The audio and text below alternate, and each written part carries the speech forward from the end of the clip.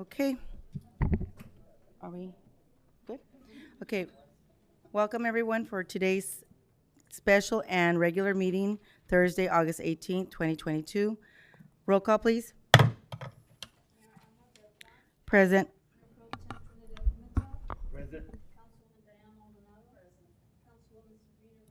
Present.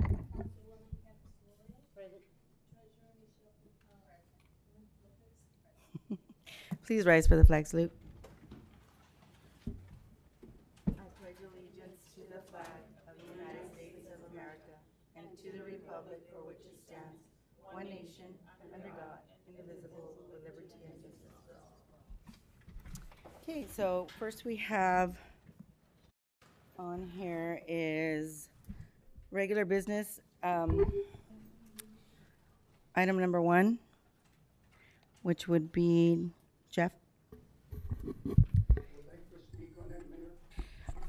After he does his presentation, that's when I bring it to you guys. So, yeah. Oh, yeah. It's been like that. Once we get to those, then you will have the floor. Go ahead. Thank you, Madam Mayor, members of the City Council. I'm Jeff O'Neill, City Planner. What we have for you as the first item is a request to approve the final map of Tract 6356 and authorizing the mayor to enter into a subdivision improvement agreement. A year ago tomorrow, the City Council approved the tentative map covering 60 acres for vesting tentative map number 6356 at South and Mendocino Avenues. The developer has brought forward a first phase of development for that, which consists of this final map. It covers just over 7 acres. And it would connect to 14th Street and 5th Street at the southwest corner of the approved tentative map. And again, it includes the development of 30 single-family residential lots. And because all of the improvements will not be installed at the time of the request for approving this map, the city is required to enter into a subdivision agreement with the developer, ensuring security for completion of the public improvements within the subdivision over the next year. Under the premises of the Subdivision Map Act, the city engineer has reviewed the map and made 4 findings. And based on those findings, approval of the map by the City Council is actually a ministerial action. Once those findings have been made, the City Council is required to approve the map. And if those findings are not made, the City Council is required to deny the map. So again, those findings have been made. The project is responsible for payment of approximately $220,000 of development impact fees, in addition to doing off-site construction of the Foothill Ponding Basin. And so apparently there are some comments from the public on this project, but we would request that the City Council approves the attached resolution, approving the final map, upon which staff will pursue the recordation process, and then authorizing the mayor to enter into the subdivision agreement with the developer.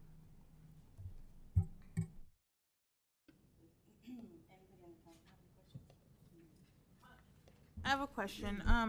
On the agreement, is it only just the mayor, or is the city manager also included in the signatures of the forms of this matter? Typically, the signatures are the city attorney, the mayor, and those are really the only. Usually, the city engineer approves it as to content, but that's it. There's no any entity can be authorized to sign as the main person. Mm-hmm. In this case, historically, it's been the mayor.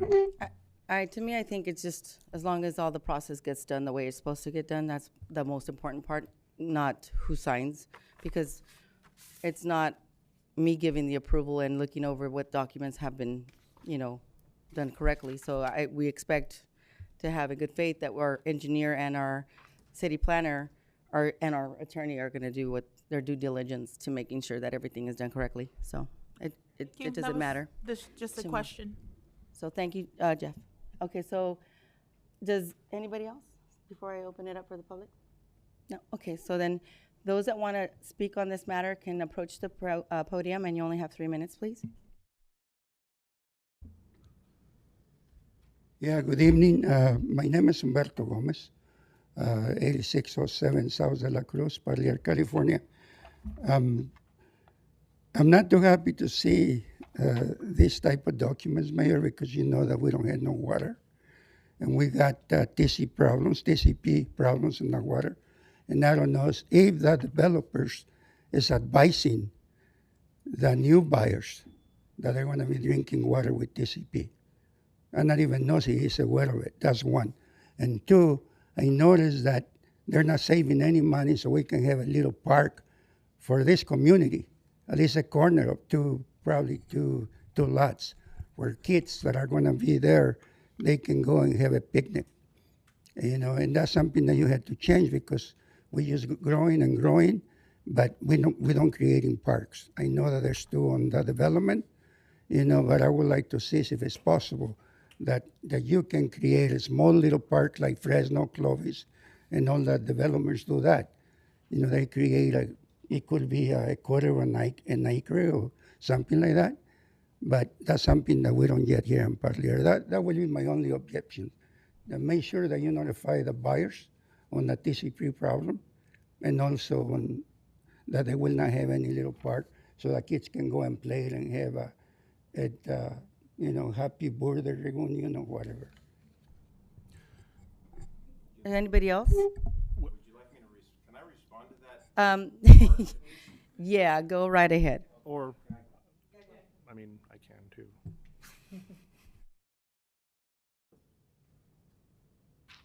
I'm Mike Schaefer, and president of Adobe West, which is the developer of the subdivision.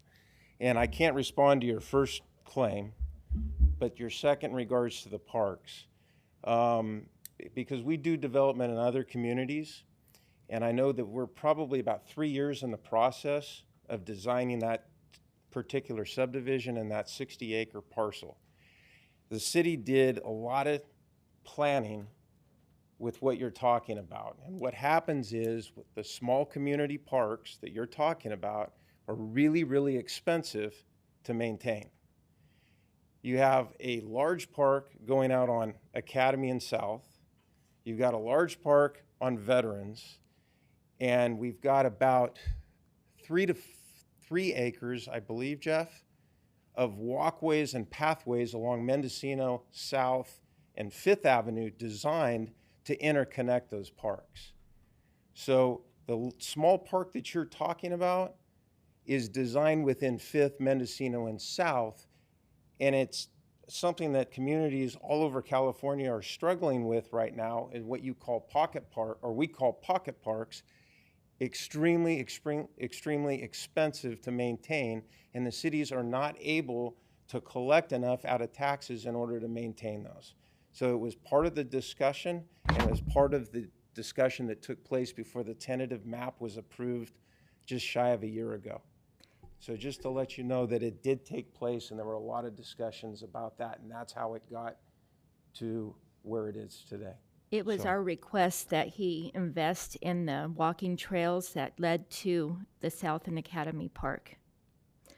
That park is so large, that investment is going to help in building that park, and we will be able to use the funds that instead of maintaining the small little pocket park, we'll be able to maintain this large park. And now we're able to build this park, so it'll be far more beneficial to the community and to the neighborhood there for this large park. Well, thank you very much for Thank the you. explanation. I will settle with the notice to the future tenants that we got a problem with the water. That's the law. So anybody else have any questions or concerns? No? So since we have none, do we have a motion to approve? Motion by Trino, do I have a second? Second by Diane, all those in favor? Aye. Motion carries 5 yes. And item number 2? Item number 2 is resolution for authorizing expenditure of ARPA funds up to $72,000 for the businesses disrupted by construction in the downtown Parlier commissioned by the city using the ARPA funds. Mayor, members of the council, Our construction activity in downtown Parlier is causing a little bit of disruption to accessing the businesses, which naturally results in a decline of revenue. And this has been brought to our attention by a number of business owners. That is part of the incidental cost of our construction that we need to take care of. The proposed resolution authorizes your city manager to control $72,000 for that purpose, and it directs her to establish the particular standards that she needs to establish to determine exactly how a particular business has been affected. We're talking about probably 12 businesses, and so I suspect that she's going to simply have a conversation with those that have brought this to her attention and get from them the documented proof of a decline in revenue and something that shows the connection between our activities and their loss of profit, basically. And since it is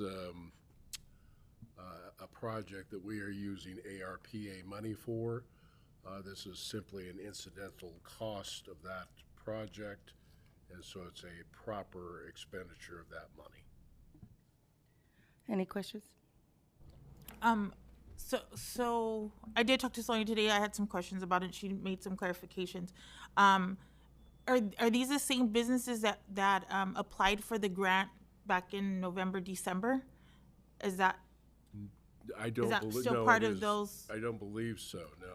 These are different funds. This is simply businesses that have come to us and said, hey, you've got the streets torn up in front of my business, nobody's coming in. I used to make, $10,000 a week. Now I'm down to $3,000, and that sort of thing. So there's no connection between the two, I don't think. Just to let you know, Fresno did the same thing when they shut down Bolton Mall, when they were working on the development there. And they did the same thing. Of course, they had different types of funds that they used for all their businesses in that area, because they were completely shut down. They were not open at all.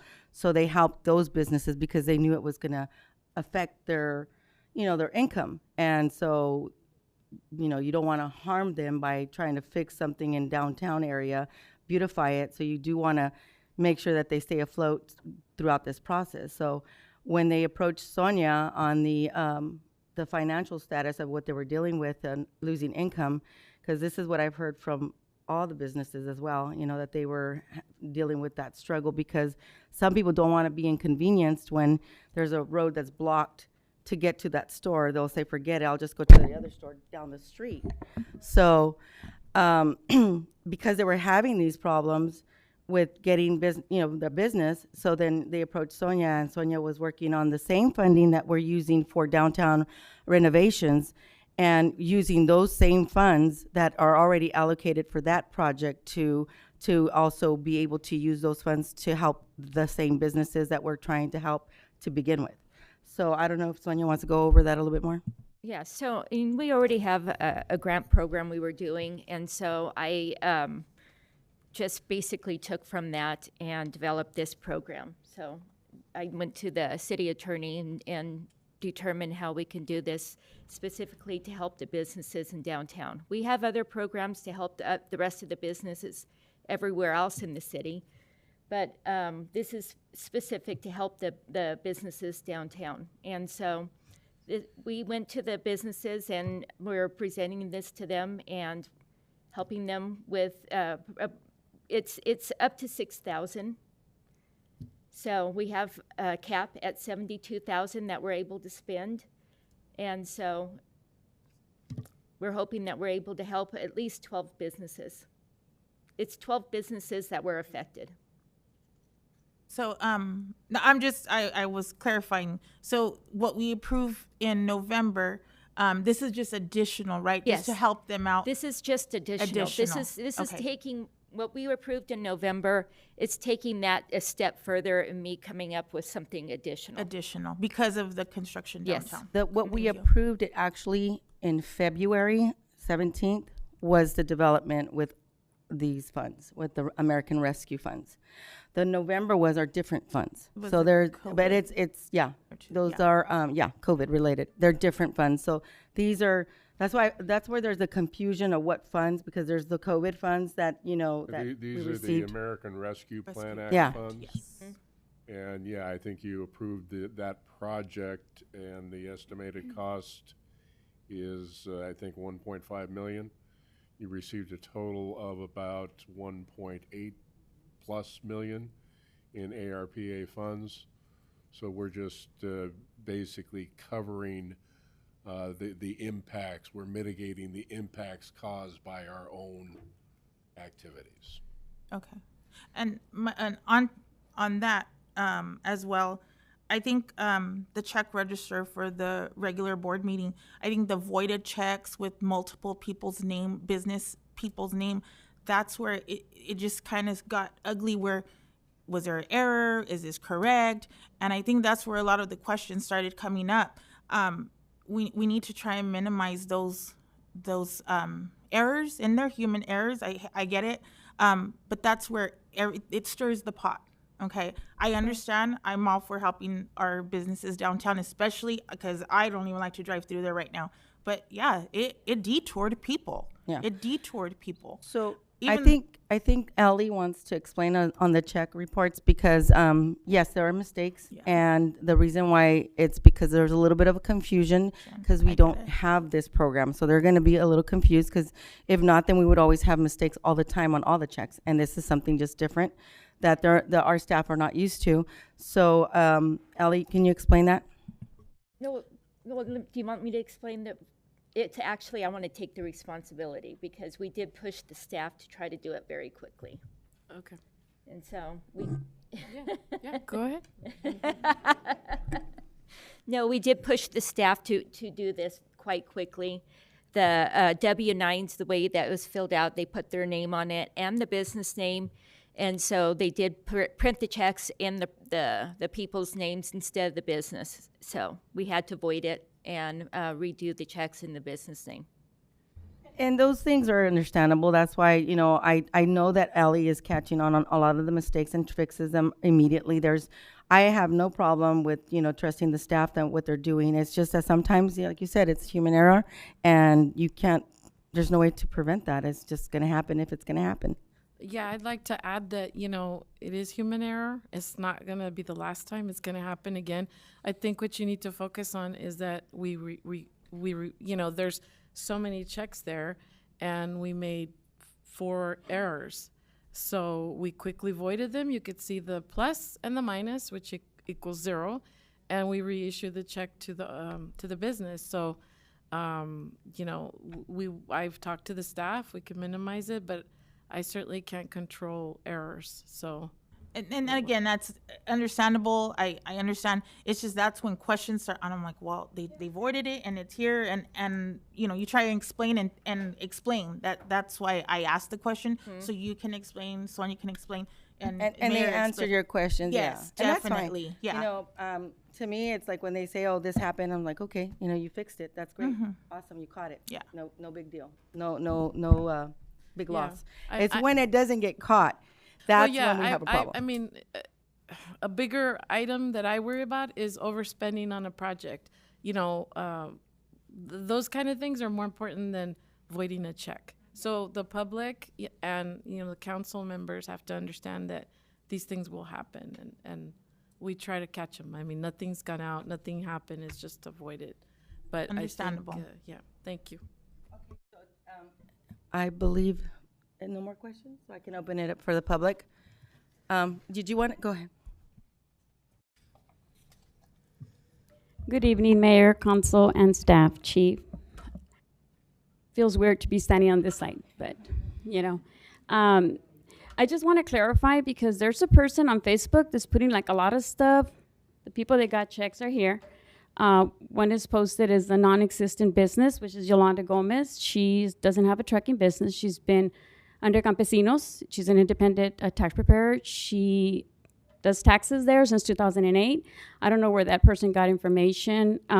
Hugs and Mugs with Albina Talavera. She doesn't have that business no more, but she has another business down the street. I applied for COVID money towards the end of the year. I didn't know that the city had money, so when I got, word of it, I applied because we all fell behind. So we're all trying to gasp for air, and we want to help each other. But when somebody puts, how funny that, this person got 2 checks, I'm not trying to beg for money. We all need help. And we're trying to stay afloat. We're trying to keep our doors open. We're trying to stay positive. People are having trouble getting into our business. They don't let us know, like, your door's going to be completely locked. They don't let us know. We have to be looking out, and Adriana put a big old pink sign, and we have access through the back, and we're very fortunate, but the other businesses, they're shut down. And I did participate. I helped. I talked to the businesses, and I say, hey, look, if they don't come to us, let's go to them. They're busy too. We have to understand that. But the main thing is that if the government gave that money to help out the businesses and residents, I don't see that we're taking from anybody. We are trying to get money, help, and then maybe later on, if there's anything that needs to get paid back, we'll pay it. We're not asking for we're not begging for anything other than what you guys can offer us.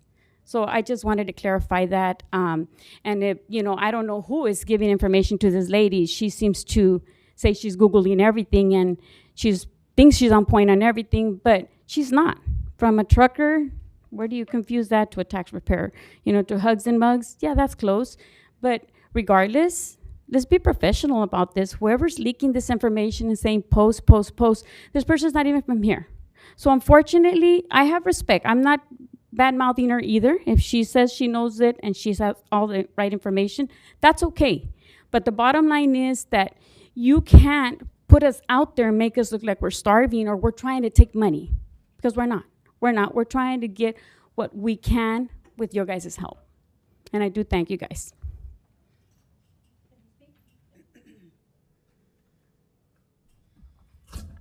Sandra Trevino. It's really sad. I mean, it makes me sad with Facebook. It's ridiculous. Is our city a circus? I mean, like they say, stir the pot. I mean, it's a joke. It's sad to see this. I mean, it's ridiculous. We have people taking pictures of my sister's business. If you're so concerned, go sit there and watch that she has no foot traffic. But when you start posting, and I'm not going to lie, Cristina Navarro Tapia, I respond back. Because I don't know where she's from, why she's doing this, but plain and simple, she needs to knock it off. It's not okay. It's not professional. And it's just too bad. And, they're going to get me for slander? Well, they're slandering our friends, and that's okay. Thank you. I'm going to say something. Can I say something? Yeah, let me get them first. Okay. Anybody else?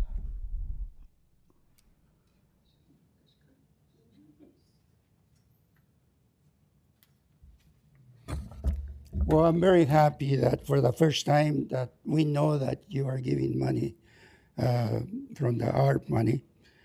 I've been pleading with you for a long time to make the merchants aware that we got this money. So basically, as it is right now, I don't see any problem that you are giving this money away. But my whole issue is that you think that you are a queen.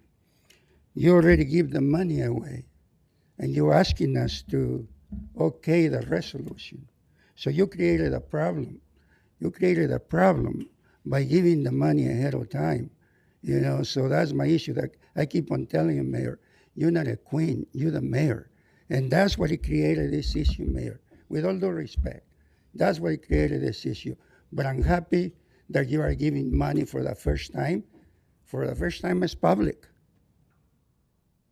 Nobody knows how much money we got, and nobody knows to whom and how much money you've been given to this group. And I'm sorry for all of them.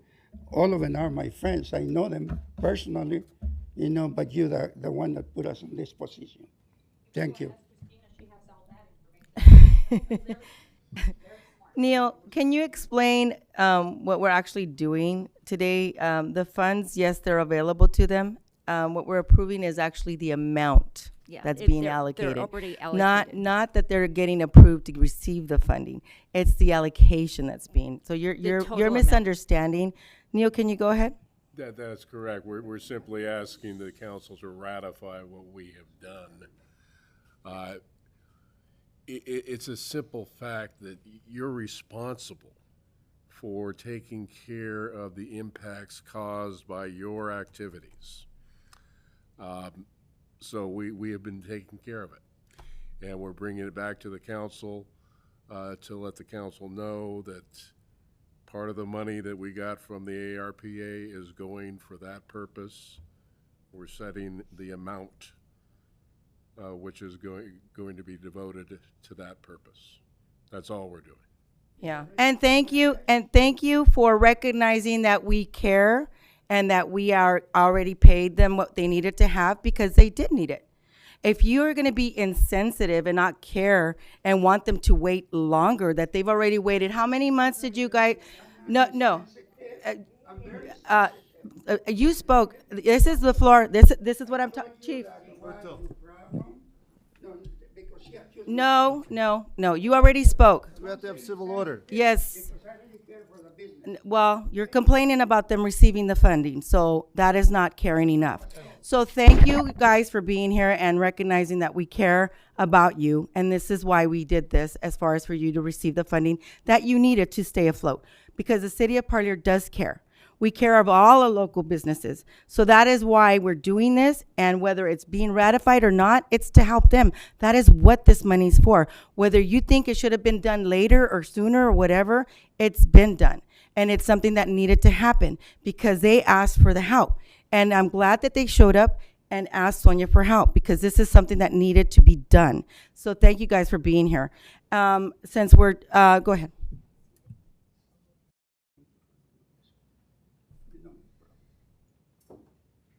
Hi, my name's Juanita Molina, and I really think that's a really good idea of helping the businesses. I mean, all business, especially here in Parlier, we know all our business, especially in town. You know, that we have all these fast food things over here, but a lot of these stores have been here for a long time. But why are we waiting for so long? We've known how far has COVID been. We know how they struggle. When did they start the construction? I think that's what he's trying to say. I'm sorry. I think that's what he's trying to say, is that we renew. I mean, you knew, because I know you guys are trying to be on top of stuff. You guys knew. Why did we help them before and put them in a position where, okay, while we're showing that we're going to give them money, but we already gave them money, that's putting them in a position. No sé si me están entendiendo. ¿Sí? Okay. I mean, I think that's kind of hard to put them in a position when you're in the position to do that for them, which is great. But I really feel that if you feel, okay, you know what, our stores are struggling because we're doing all this construction downtown. You know, we all know it's hard for them to park. It's hard for people to even park to get off to get slushies at the video store. We know that already ahead of time. And okay, let's think. Yes, we need to help them. Let's help them now, not help them and then say, okay, we're gonna give them money. That's what confuses, like Sabrina's saying, that's what confuses, I think, a lot of the stuff that goes out and about.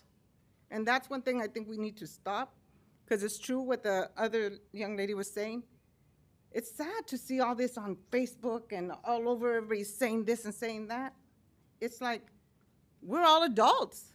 We need to think before we put anybody. And I'm going back a little bit with Lily. I would never, ever want to be in her position of what happened before last month. Never. Knowing that I know what the rules are, I need to be clear to her, because I would not put her or anybody else in that position.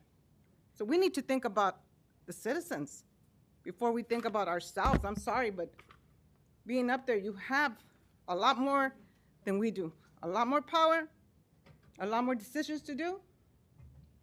And this is why you're there, for us, the citizens. Thank you. Yeah, and thank you again for recognizing that we are doing the right thing. Like I said, if it wasn't for the businesses, because we did know that it was going to be completed by September. So thank you for acknowledging that we are doing the right thing and making the decisions that are the appropriate decisions to take care of our businesses, because we're here for you guys. So thank you for that recognition. The other thing is that we didn't expect for it to be affecting them the way it has, because the way our engineer presented it, he was thinking that we were going to be able to have the access, because he tried to make it to where people can access your stores, but even then, it still created some issues. So the recommendations that actually came about also to look at the American Rescue Funds was also recommended by our city engineer, because he's also the one that brought to our attention that Fresno had done the same thing back in that time when the Fulton Mall was being under construction. So I know that we meet with them as much as we can. The businesses here know that we go and meet with them as much as Sonia can. I go by. I always go to the stores there. So we're always in communication and making sure that they are taken care of. So we are not ignoring them. We have not, and they know that. It's a misunderstanding from a lot of the people that read things on social media that get a perception of what is not happening. So this is why they are here too, because it's not fair to them. They get dragged into the political part and have to be dragged into the mud and being used as targets because it's an election year. Because let's be real, this is what's happening. It's an election year, and just to get their attacks on the people they want to attack, they used Poor Lily was one of them. Now they're using the businesses, and it's that one individual that is always putting people's businesses out there in social media. And she also requested for help for her rentals here. So that I'm sure she never posted on social media because she didn't think that it was necessary, but she sure thought it was necessary for everybody else's business to be out there, and that's not right either. So I apologize that you guys have been used as targets for this purpose, and it shouldn't be. And we're going to do whatever we can to make sure that's why they didn't want the names on the checks, because we already knew that this was going to happen today. We knew that. The directive that our finance team got was do not put their personal names, put their business names, because this was going to happen. And sure enough, because a mistake was made on the requisition and they went off of the name and not the business name, this is why this is happening, because people are very malicious and vindictive and use people for their own personal gain. Like, tell me, it's not going to gain, if anything, it doesn't harm me in any way. It doesn't harm any of us in any way. You're harming our businesses, because there's people out there that are doing it for political reasons and not for anything good. And I'm sorry that you guys were dragged into that. My apologies for that. Sorry. I can agree to that. Like, I'm being put in Facebook again, that I'm slandering people. I don't even comment in Facebook. I don't say anything. I keep to myself. And that person that's doing that is making fools out of themselves, because you know what? I'm not going to scoot to that level. I'm doing what I'm supposed to do for my community. And people on live stream right now know that I'm very transparent. Whoever planted that in their seed, that's up to them. But you know what? Leave me out of it. I'm being dragged in the drug and the mud, and I shouldn't have that done, because I'm not doing anything to anybody. Yo no le estoy diciendo a nadie a nada. A mí que les ayudan, it's very good. I'm for it. But somebody's planning things in someone else's head, saying that I'm against it, and I'm with Katrina Tapia. Sorry, eso no está pasando. Yo estoy para la ciudad, por eso yo pongo los mensajes en Facebook, cosas que estamos haciendo. Yo no, mire, eso es lo que estoy hablando. Yo me estoy portando bien. I don't put nothing about nobody. I don't talk about nobody. I just put what I'm going to put. But somebody's planting the seed on the people's head, and that's not good. Because people, la ciudad, la gente puede mirar que yo no pongo nada en Facebook, que no hablo mal de nadie. Yo quiero que les ayuden. Me gusta eso. No tengo nada contra de eso. Pero alguien está diciendo eso. Pero no se creen. Please believe me. I don't have anything bad. I'm all for it, okay? Thank you. Can I say something real quick? I just want to remind the residents and the council. This is a civil meeting, and we want to remain civil. So I just like to remind everybody and emphasize that we're not here to deprive you of your expression of your opinion. We want to hear what you got to say. Absolutely, this is what this is for.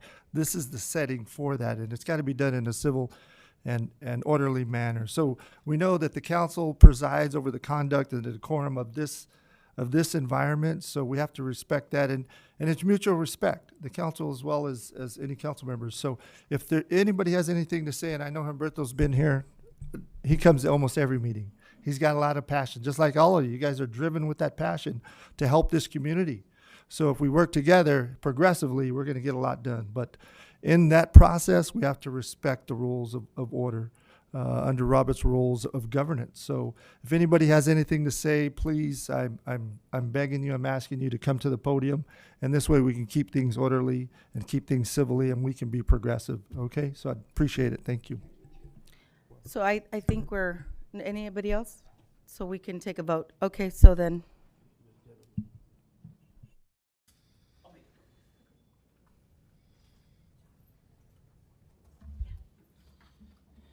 Good evening, Mayor Beltran, council members, staff, the city of Parlier, and also the citizens of Parlier. My name's Stephen Lopez, 335 Herring Street. I'd like to commend you guys on what you guys are doing for the downtown project. You guys have already approved this program back in November for the beautification of downtown, which it's looking great. Of course, there's obstacles. We don't like them very much, but hey, it's a way of life, correct?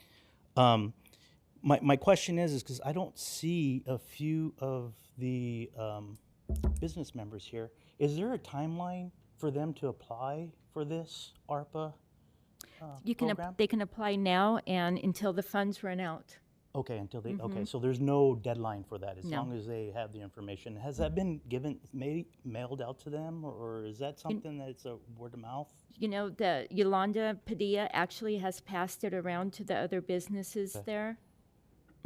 Is there a way you guys can confirm that, just to make sure that everybody has equal opportunity? Absolutely, 'Cause, absolutely. There's probably 6 members or 7 business persons here. Well, there as well? No, I just want to make sure that's equal opportunity for all the community. well, no, it's not all the community. That's where the misunderstanding is at. It's for downtown. The businesses downtown on Fresno Street between J Street to Newmark. No. No? Just where the road is blocked. Those are the ones that are being right now, are not getting the business because of the construction in front of their property. So J Street, there is nothing there. And Newmark. From J Street on this end to Newmark, in between that Oh, whole yes, thing, only it's in the still- front. Yes. Yeah, Yes. yeah. It is So all I thought you still- said J Street and No, Newmark. no, to Newmark, I'm sorry. So it's just those 12 businesses that are there. That's why it's on here where it's 12 businesses. And Sonia did go with them and met with them. Perfect. They are fully aware, even the barbers are aware of it, individual, because it's that, the barbers and each person that's in that setting. So they're all fully aware. Some of them wanted to take advantage of it, and some of them were not. They didn't want to participate. They didn't care to have the help because they said they were fine. For nefarious So reasons. it's up to them. It's been made available. 72,000 is what's being allocated. So whatever we issued already, I don't know what the number is, but whatever has been issued, subtracting that is what the remaining balance is for them to be able to apply for those. Thank you for clearing that, Mayor. And just to reiterate what I meant was, it was Fresno Street from J Street west to Newmark, which is the that is construction correct. zone. And the best way to remember it is just remember that it's 12 businesses, because Yes. it's 12 physical businesses that our engineer counted from, that was going to be. Buildings, but Yeah, it's, 12 there's, business, buildings. Yeah. Correct. I know my time is up, but I just wanted to cover this a little bit. With that 72,000, with 12 businesses, if they choose to participate or not, after the funding for them to recover their losses, is there a way for the additional monies that are left to maybe assist them for their beautification in front? It would be That's part of the That is the project? what he mentioned. And we will continue with the beautification in front. So what you see, just the roads, the sidewalks, we're not done yet. We still are doing the facade. So, okay, so that's So we're included. not done. Perfect. Great. We just can't do it at the same time. There's a phase 2. Okay, So, perfect. and I think you went over the funding amount, right? It was 1 point. The project is estimated at 1.5. Yes, We received 1.88 and change. correct. There's 1.8. money contingently available for that. Awesome. So hopefully that will be utilized for the ultimate to beautify it that much more. Yes. Whether it's the businesses and or the park across the street. Awesome. Appreciate your time. Thank you. I just want to say something real quick, and I just want to thank Yolanda. Thank you for your assistance in helping us out with the downtown, because you're pretty well known there in that area. And the reason we're helping these, and we have to ratify things sometimes because they needed it right away, so we had to get the funds out to them and then ratify it like we're doing today. We're being transparent on everything, but the bottom line here is that our businesses, we want to keep them here in Parlier. We don't want them to shut down and leave, and we will keep assisting them if they need the assistance, if we got the funding also. So again, thank you, Yolanda, for your assistance. Real quick, I was gonna say that, Yolanda, thank you for gathering the businesses together to approach Sonia, because it was no foot traffic there. So thank you for getting most of the businesses and getting them to participate. So because whatever is available for you from us, you can ask, and all we can say is, well, no, it's not available. But I thank you for pulling them together and reaching out to Sonia to get those funds. Okay, so then, do we have a motion to approve? Motion by Dan. Okay. Second by Trina. All those in favor? Motion carries 5 yes. Okay, that concludes our special meeting. Now we move on to our regular meeting, which is presentations. We're going to move on to our presentation with, thank you, Schaefer. Yeah, California Consulting. Steve is Samoan. Is he Yes. online? Yes, he's on. Okay.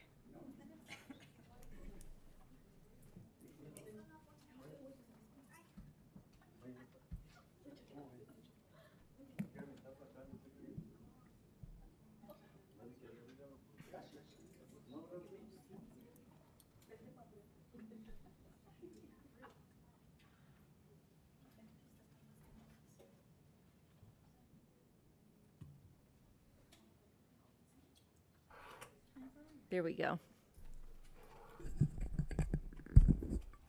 Okay. Okay.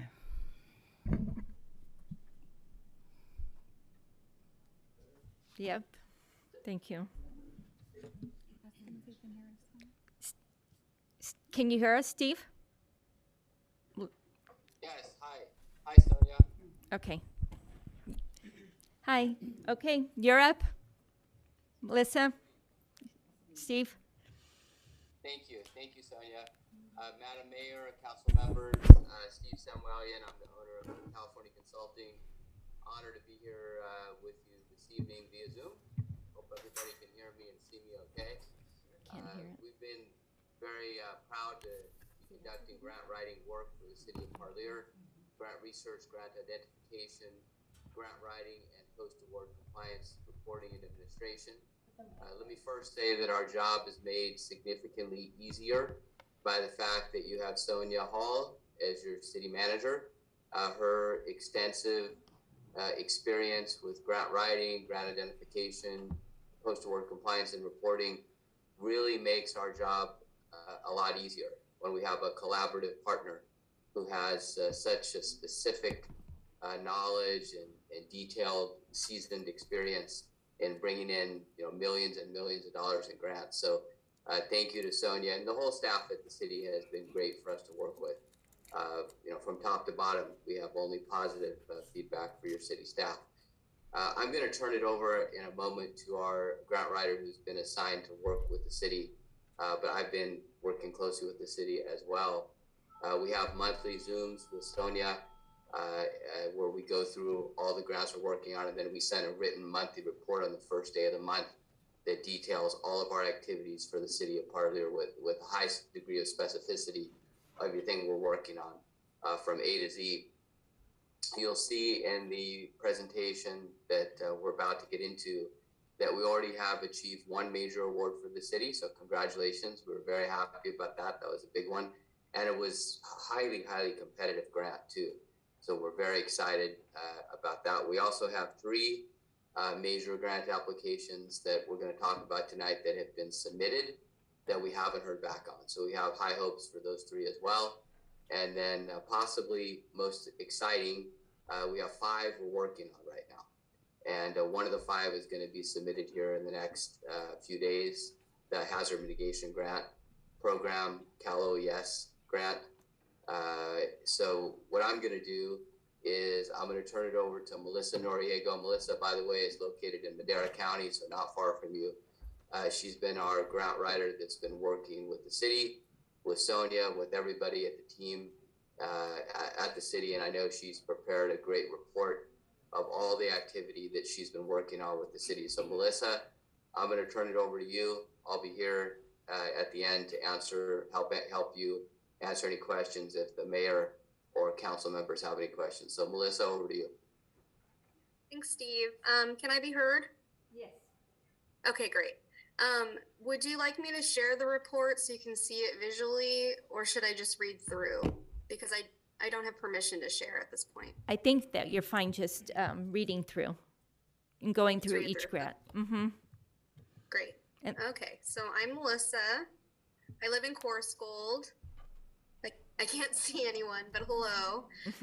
I've been working with Sonia since October last year when we submitted the Parks and Rec grant. That was the one that Steve was talking about that was awarded.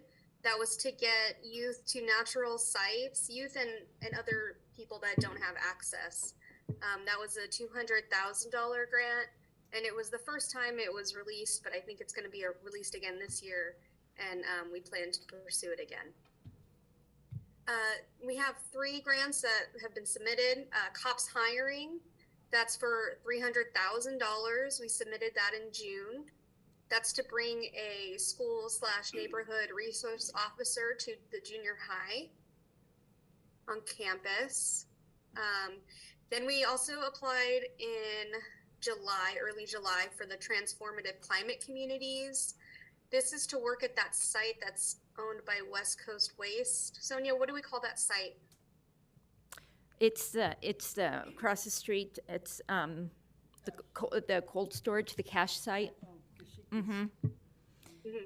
Yeah, so it's to, this grant was to do planning to possibly put in a microgrid and some other development like housing and opportunities for jobs and pathways. That was for $200,000 for planning. There's no match. We submitted that July 1st. On July 29th, we submitted the Youth Community Access Grant. That's for youth eco leadership and work to be done at the Fant Center. And that was for $300,000. And then currently, we are working on a FEMA grant called the Hazard Mitigation Grant Program. This is going to be so that the city can create a hazard mitigation plan.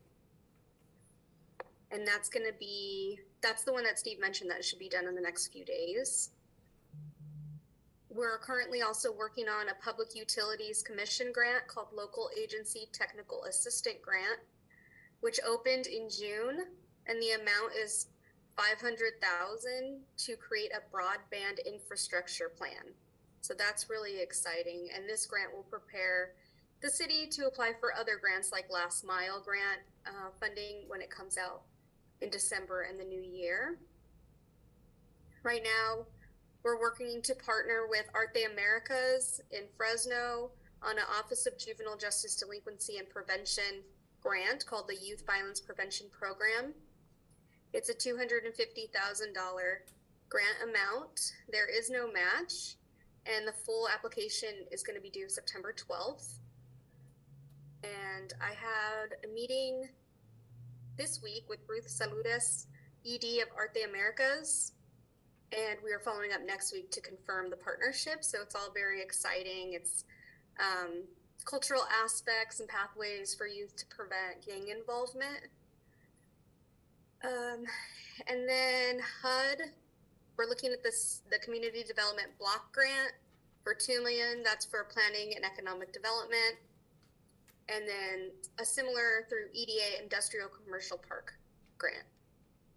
And those are open and rolling, so there aren't hard due dates. Another one we're considering right now is Cal Recycle Tire Derived Product Grant Program. That would be to get mulch for the new park sites. And concurrently, the engineer, Javier Andrade, is working on Highway Safety Improvement Plan and Safe Streets for All, which are both transportation related. Are there questions? No, we just wanted to have a little bit of an update on all the grants that you've worked on so far. So we're glad that you're able to get those grants for us. And working with Sonia, Hear the last part. What did you we're say? glad that you're able to, get the grants for the city of Parlier, and working with Sonia is really good, because Sonia doesn't have a lot of the time anymore like she used to when she was just doing the grant writing. So she does need you. She can get you the information that you need for the city, and then you put it together. That's a team effort. So I just wanted people to know that you are part of the team, and this is why we were able to receive a lot of the funding that we have been receiving, with working well with Sonia Hall and, of course, the staff that we have at City Hall too. Thank you. Melissa's Thank fantastic. you very much. It's a pleasure to work with Sonia. Mm-hmm. She's fantastic. It's been fabulous having her. Yeah, she's part of our team. She's And like it's actually nice to see Sonia not stressing. I have to turn in a grant in today. The deadline's at 5, so knowing that she just gives you the information that you need it, and you push it through, that's the good thing, because there is a lot of timelines for these grants that are, and there's a lot of work that people don't understand that it requires for an application. It's not something that you just put in the information and send it off. There's a lot of backup information for the city. So, and that's where Sonia can help you with the information you need and you submit. So that's a great team. Thank you. Mm-hmm. Yeah, I think the collaboration is working really well. And I think also being local and having a little bit of connections in Fresno personally from my time at Fresno State has been really helpful. Connecting with Arte has been great, and I'm really excited about the partnership. So thanks for having me. Mm-hmm. Anybody have any questions? Any questions, guys? Any from the public? No? I would like to ask one. Can you approach the podium, please?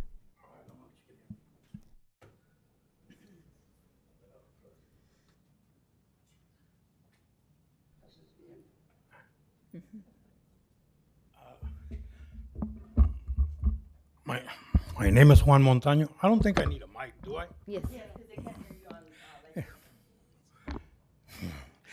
Anyway, my name is Juan Montaño. I live on 500 Progreso Drive in Parlier. Mr. Somalian, I know him from years back. I ask a question. Is there any grants for brownfields out there? I know when I was here, there was, and I think you understand what brownfields are. Okay. And back then I went to meetings out in, I think Sacramento, I think it was Sacramento, San Francisco. Anyway, but there was a lot of money out there for brownfields. And I don't know excuse me for not saying hi to the mayor and city council. I'm not used to being up here either, so. But that would be very interesting, because we do have 17 acres that, all cities had some green waste that they used for dump site back a long, long time ago, back in the 60s and stuff. And I know we have 17 acres back here somewhere. and I walked them with I don't remember the congressman, and back then I was made aware about there was money back there, but my time was short, so I wasn't here anymore. But I think that would be interesting for Ms. Sonia to look into. I don't think we can develop it for living on it. That's actually one of the grants we submitted. For the was the transformative. The brownfields? What the transformative communities is, that's the grant we submitted, was to do. The 17 acres out here? Yes. Okay, was to look that's over okay, that. I'm asking. Mhm. I know it's not, I haven't been here for a while, so I don't, and then you tend to forget at my age, so. But I Yeah, was we wondering need to about do that. something with that area. I hope you guys get that then. Thank you. Me too. Anybody else? Well, thank you, Steve, for taking time to present. We appreciate your time. Thank you. Hey, thank you very much, Madam Mayor, Council Member Sonia. We really are, as I said, honored to work with the city and look forward to many more successes, landing some more grant awards for Parlier. Thank you. Thank you. Thanks. Okay, next we have Susan Bachara, Comprehensive Behavioral Services.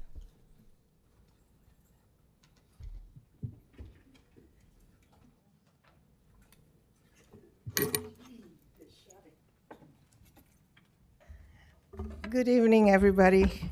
It's so interesting. Parlier is so passionate. My goodness, everybody is so passionate. I love it. I love being part of this community. I've been here 12 years. I don't live here, but I've been running the youth center, the one that you use it for, Parlier Civic Center. And I'm proud to say that due to the leadership and the city manager and everybody, the school district and everything, we were able to have a youth center now. We had it officially open on the 24th, and we got the fundings from the, what is it called? The health, I forgot now the name of it. The health. Collaborative. The health collaborative. And we have the fundings of $5,000 to open up the youth center, so we have all the equipments. Okay, and what I want to share today, I know that time is short. One of the other things that we're working together now with the high-risk youth, because that's our population that we want to target, to decrease crime activities and gang violence in the city. The chief of police here, Chief, thank you very much, have supported us with some events that are coming up. The ones I'm proposing today is the mush ball game. The mush ball game is between the Parlier Police Department and the Parlier community. Okay, so we're trying to recruit a lot of the kids that are considered high risk to be able to play friendly game against the police department. But the thing is, Chiefs hasn't got the whole group yet, so we're gonna be putting some of our kids to join the police department to play on their side, and we're gonna be playing on our side too. I'm gonna have Jaime come up here and one of the youth come on up here. Come on, Lionel.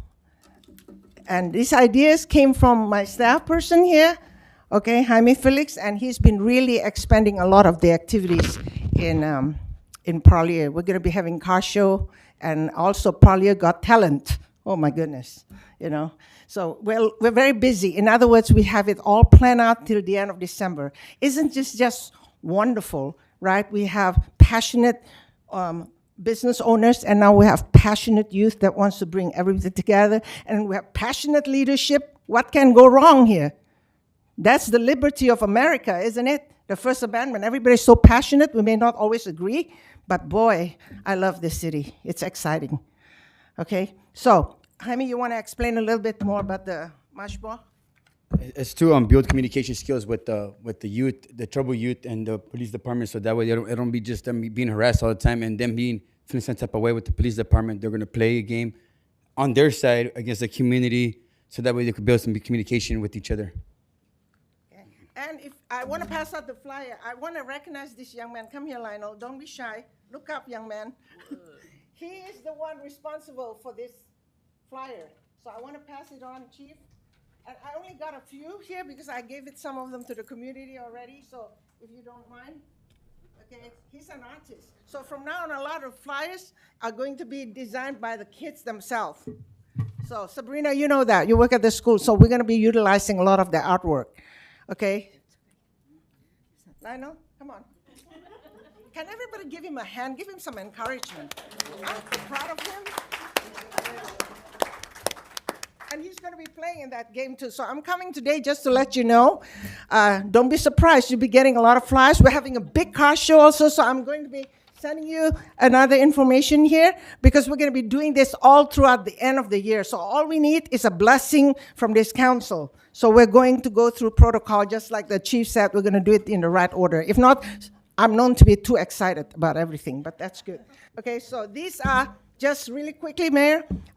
We have the mush ball competition coming up. September 17th. It's going to be at the Veterans Hospital. No, Veterans. For veterans. Veterans Park. So if you want to watch, this, I'm encouraging everybody here to watch, okay? It's a donation of $2. If you don't have the donation of $2, maybe food, whatever you want to bring in. We're going to have fun, okay? Then the big car show is coming up too, okay? We need approval for that, which is for the next time. It's going to be about 200 cars we're hoping for. It's going to be a big, big one. Okay, we're going to make Parlier really shine. Actually, Fresno is a little bit jealous right now. Okay. And then we're going to have Parlier Got Talent. If America Got Talent, nobody is highlighting Parlier. And we're going to have it at the school district because the school is supporting us on that. Oh, my God. And it's going to be in different categories. We're going to have talent in dancing, instrument, art, chief, rapping, basketball, and whatever. They want to do gymnastic. And somebody just came up to me, a parent said, can my daughter join too because they're into cheerleading? You know, I don't care what it is. They're all welcome. We're going to put them in the can. But I'm going to hold you accountable. I need one of you up there to become the judges. And I want business group to become judges too. Okay, we're going to be putting it in different categories. Yes, I'm looking at you, young man. I'm calling you young man. I know a lot of, and you. Okay, there's a lot of people in here. See, I'm really excited. The chief is going to be a judge too. And the nice thing about the mush ball is, chief, you said you're going to be getting the uniform, right, or whatever. You want to say it a little bit?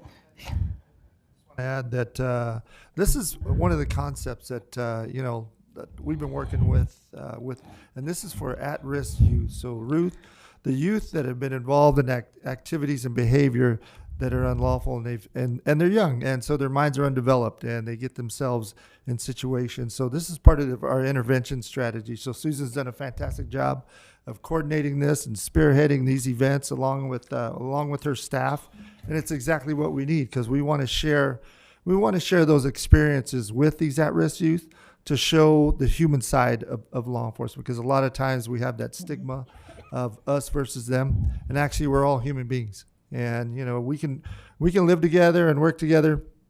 We have to work through the process, but by sharing these experiences, we develop the trust and the relationships that we need with these youth, and so we can redirect some of these youth that are going down the wrong path, and individuals like Jaime Felix who have had that experience in the past, they can share their testimonials, and it's really powerful. But he's going to be instrumental in helping us and facilitate a lot of these events and reaching out to our at-youth risk. So I'm really pleased to see that they're really on the ball and getting these events going. So the police department will be actively engaging in all of these activities to help like I said, with our youth. So I didn't know so much talent is out there because from now on, I told the chief when we have 2 more block parties left this year, we're utilizing our own youth to do the rapping and also the DJ. A lot of time I had to bring in people from Fresno to do it, but I've been trying to make it all Parlier. So we're going to be doing that. So there's a lot of things going on. So try to get involved and come and visit our youth center. And now we'll leave it open. At one time, we were just open on Friday and we tried the weekend, but now it looks like the youth really needs the facility. So we're open Monday, Tuesday, Thursday, and Friday. And weekends, we'll see how it goes. Jaime is going to be monitoring that, so they're not out on the streets. So now a lot of parents are very supportive, because what they did is when the kids are out of school, they will call their parents, hey, Mom, we're going to the youth center. And they would drop them off or they will pick them up. So it's safe and it's great. So I'm really excited about this. I'm sick and tired of people telling me Parlier is this, Parlier is that. That is not true. Actually, I'm your cheerleader outside Parlier. Hello, guys. I'm a cheerleader. So, yeah. So don't be talking bad about each other anymore, okay? Because we're all good. Human error, like you said, Sabrina. So we're all gonna make human error, but guess what? We're family, right? Yes? Can I make them all cheer up for Parlier, please? My goodness. Thank you. Thank you very much. God bless all of you. Thank you, Susan. I just want to say I love Susan's presentations all the time because they're so upbeat. I just want to make sure that this gets back on as to approve all of her events for the waiving, because I see on there it says need approval. Just put it on there for. It's just a presentation. She just wanted to present to us what she's working on. So she's always been on top of that. So has Chief, because he's the one that actually sometimes works with Susan and brings things to us to get finally approved. So, I'm excited.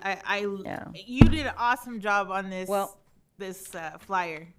Susan is really unique because she is always very motivated, and that's why I think it works perfect with Chief and Susan, because Chief is more laid back and easygoing and relaxed, and then you got Susan.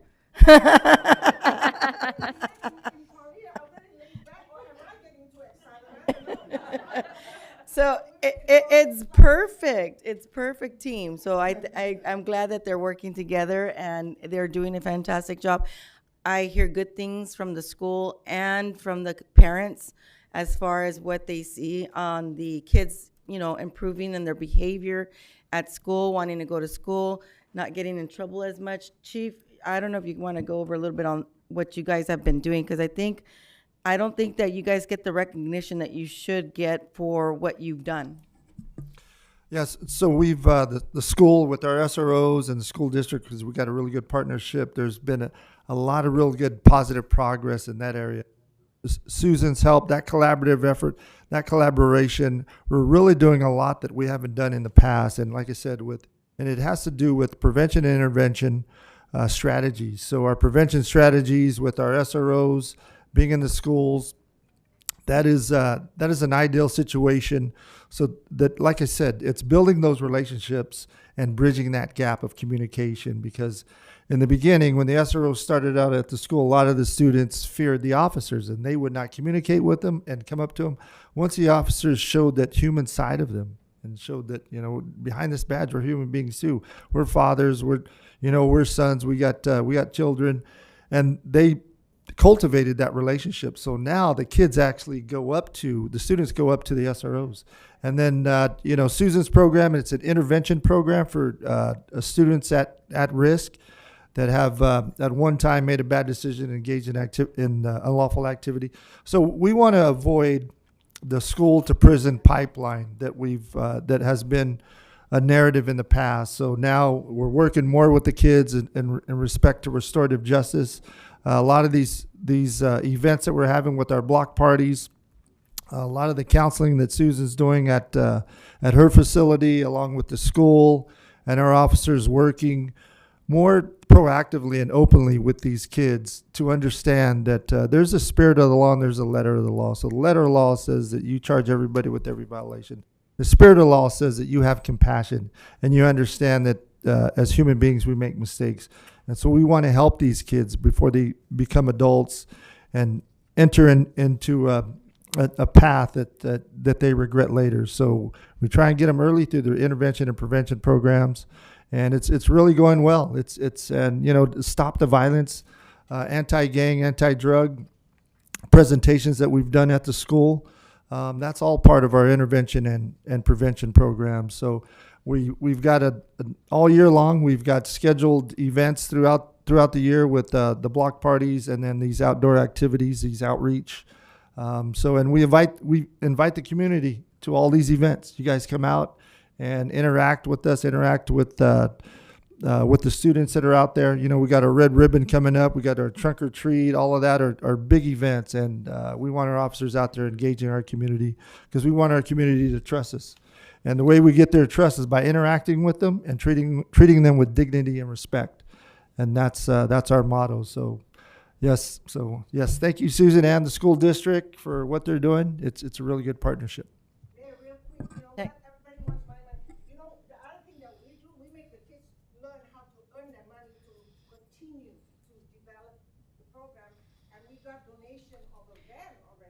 Yeah, that's good.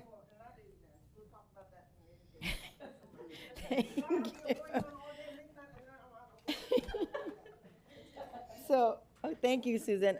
We move on to the next item is public comments. Anybody that would like to address the council may do so now on any item that's not on the agenda. Yeah, that's what I'm saying. If you want to address anything that's not already on the agenda. Okay. Thank you. Before I do that, Mayor, I want you to see that 2 paragraphs that are below the public comments. I will appreciate that you respect my time. I was checking on my record.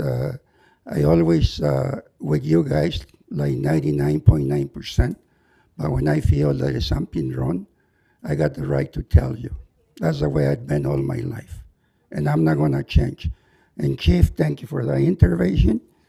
Pero lo que pasa es de que cuando alguien está acusando, en este caso usted me está acusando de ser insensitivo, tengo el derecho de responder. I got the right to respond when somebody's making accusations. So that's why I ask you to read this.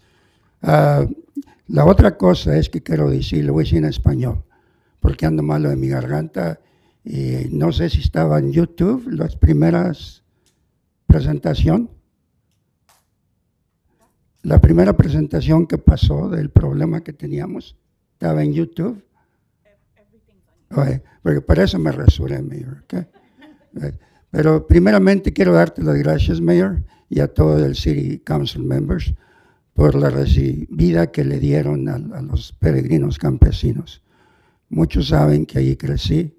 La realidad, muchas de estas personas que estaban aquí, I used to be their tutor.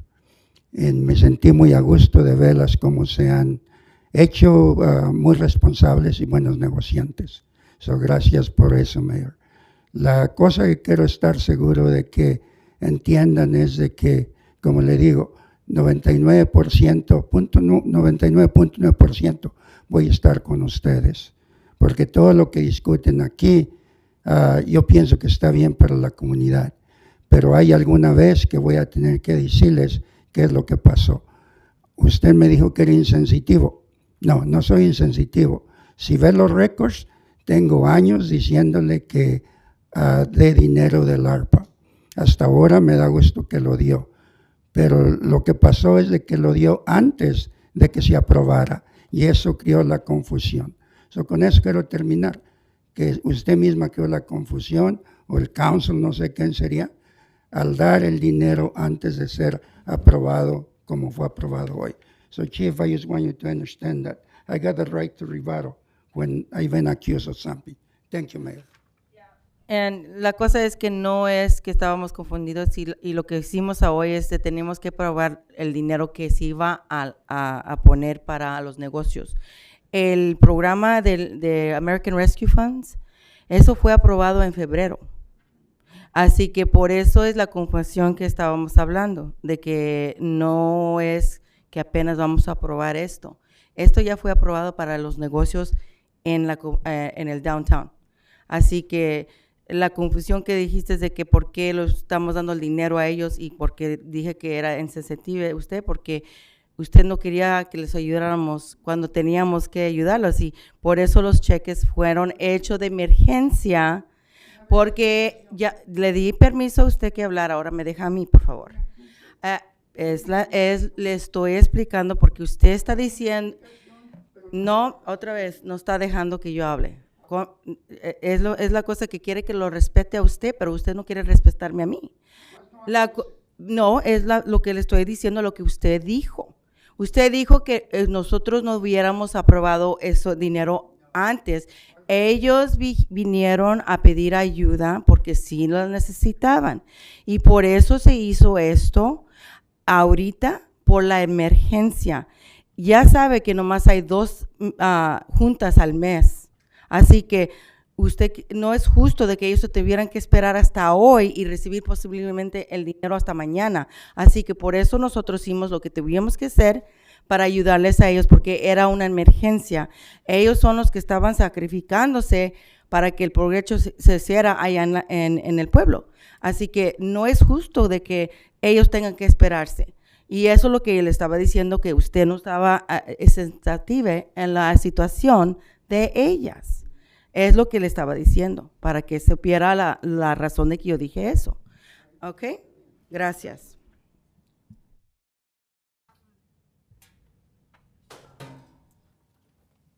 Es algo que no está en la agenda. Buenas tardes. Mi nombre es Karina Álvarez. Soy padre de esta comunidad. Y hoy vengo, pues, más que nada, casi representando, allá varias compañeras no alcanzaron a entrar, otras señoras que somos padres de familia, venimos a traer una pequeña, no, más bien grande preocupación por nuestros chamacos que están en la high school, en la junior y todo esto. Mire, yo hice esta petición en el distrito como pregunta a ver qué era lo que podíamos hacer para solucionar este problema. Y me dijeron que ya lo habían hablado aquí, pero que primero viniera y les explicara de lo que se trata y que ya luego ustedes me dijeran qué era lo que necesitaba. Lo que yo estamos pidiendo todos los padres de familia es que a ver si nos pudieran ayudar a que se pusieran unas luces pues de peatón para los chamacos en la calle donde cruzan los de la high school, que es la Newmar y la Fresno, la Parlier, ¿verdad? Esta. Porque pues nos hemos topado, la verdad, yo personalmente tuve un pequeño problemita que yo no soy insensible, ¿verdad? Con los niños, siempre trato de respetarlos porque tengo mis hijas, entonces me gustaría respetarlos y que los respetaran a ellos, pero siento que los chamacos ahora están, aparte de que son rebeldes, no respetan ni siquiera eso, saben que nosotros vamos a pasar y como por seguridad para ellos y seguridad para nosotros, tenemos que tener esas luces. Van pasando ellos, pasan 2, 3, entonces ya viene el carro cuando ya se avientan otros 2, 3, entonces el carro se queda a la mitad de la calle. Ahí no está respetando la ley. Yo me puedo llevar un tiquete y se ve mal que el niño está atravesado y el carro también. Entonces, por seguridad de ellos, por seguridad de nosotros, y yo pienso que todos los papás que tenemos más de un hijo en una escuela, el tiempo es oro. Otros que trabajamos, otros que tenemos cosas que hacer, muchos compromisos. Entonces, estas calles nos atoran a todos. Estás en lo correcto. Eso es algo que estábamos hablando, ya tenemos 2 años hablando sobre ese caso, porque hemos visto, a mí me ha tocado que no nomás estás tratando de evitar a pegarle a los muchachillos, pero también a otros carros que se te ponen enfrente y es imposible de tratar de ver todo lo que están haciendo todos. Ajá. Así que yo el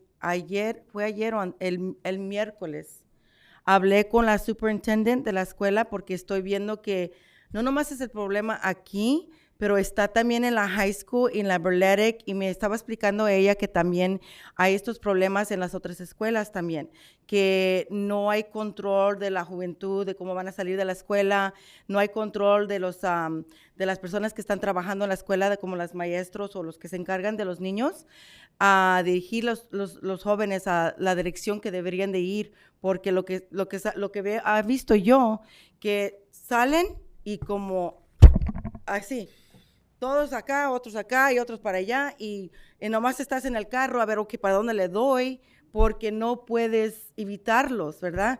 Y es algo que ha tratado yo desde hace 2 años de hacer algo allí, de poner unas luces allí también, pero la razón de que me habían explicado, y ahorita le voy a darle al ingeniero que explique sobre las leyes de cómo es el proceso para poder poner luces allí en esa área, y es muy difícil, pero hay un proceso que puede él ver cómo podemos hacer ahí en esa área, porque también estamos buscando otra manera de dirigir a los niños que no vayan por allí, a ponerle una área que pueden ir como un cemento así para el sidewalk, para que puedan ir en el otro lado en vez de estar por este lado donde están los carros, ¿verdad? Él ha estado tratando de arreglar esa situación, pero sí necesitamos a personal que estén en la escuela, porque lo que he visto en este año, que antes sí tenían los que eran los cross guards, ¿verdad? Que los que se encargan de los muchachillos para que crucen y no los vayan a dar con el carro. Lo que noté el miércoles, que no había nadie dirigiendo a los jóvenes. Y hablé con el jefe de la policía, ¿qué podemos hacer para que se resuelva esa situación? Porque necesitamos hacer algo, porque no queremos que espere otra situación como pasó con el joven en que se murió, el muchachito cuando le pegaron a él. No queremos que haga una situación así en el futuro, porque ya viene la temporada de la brisa.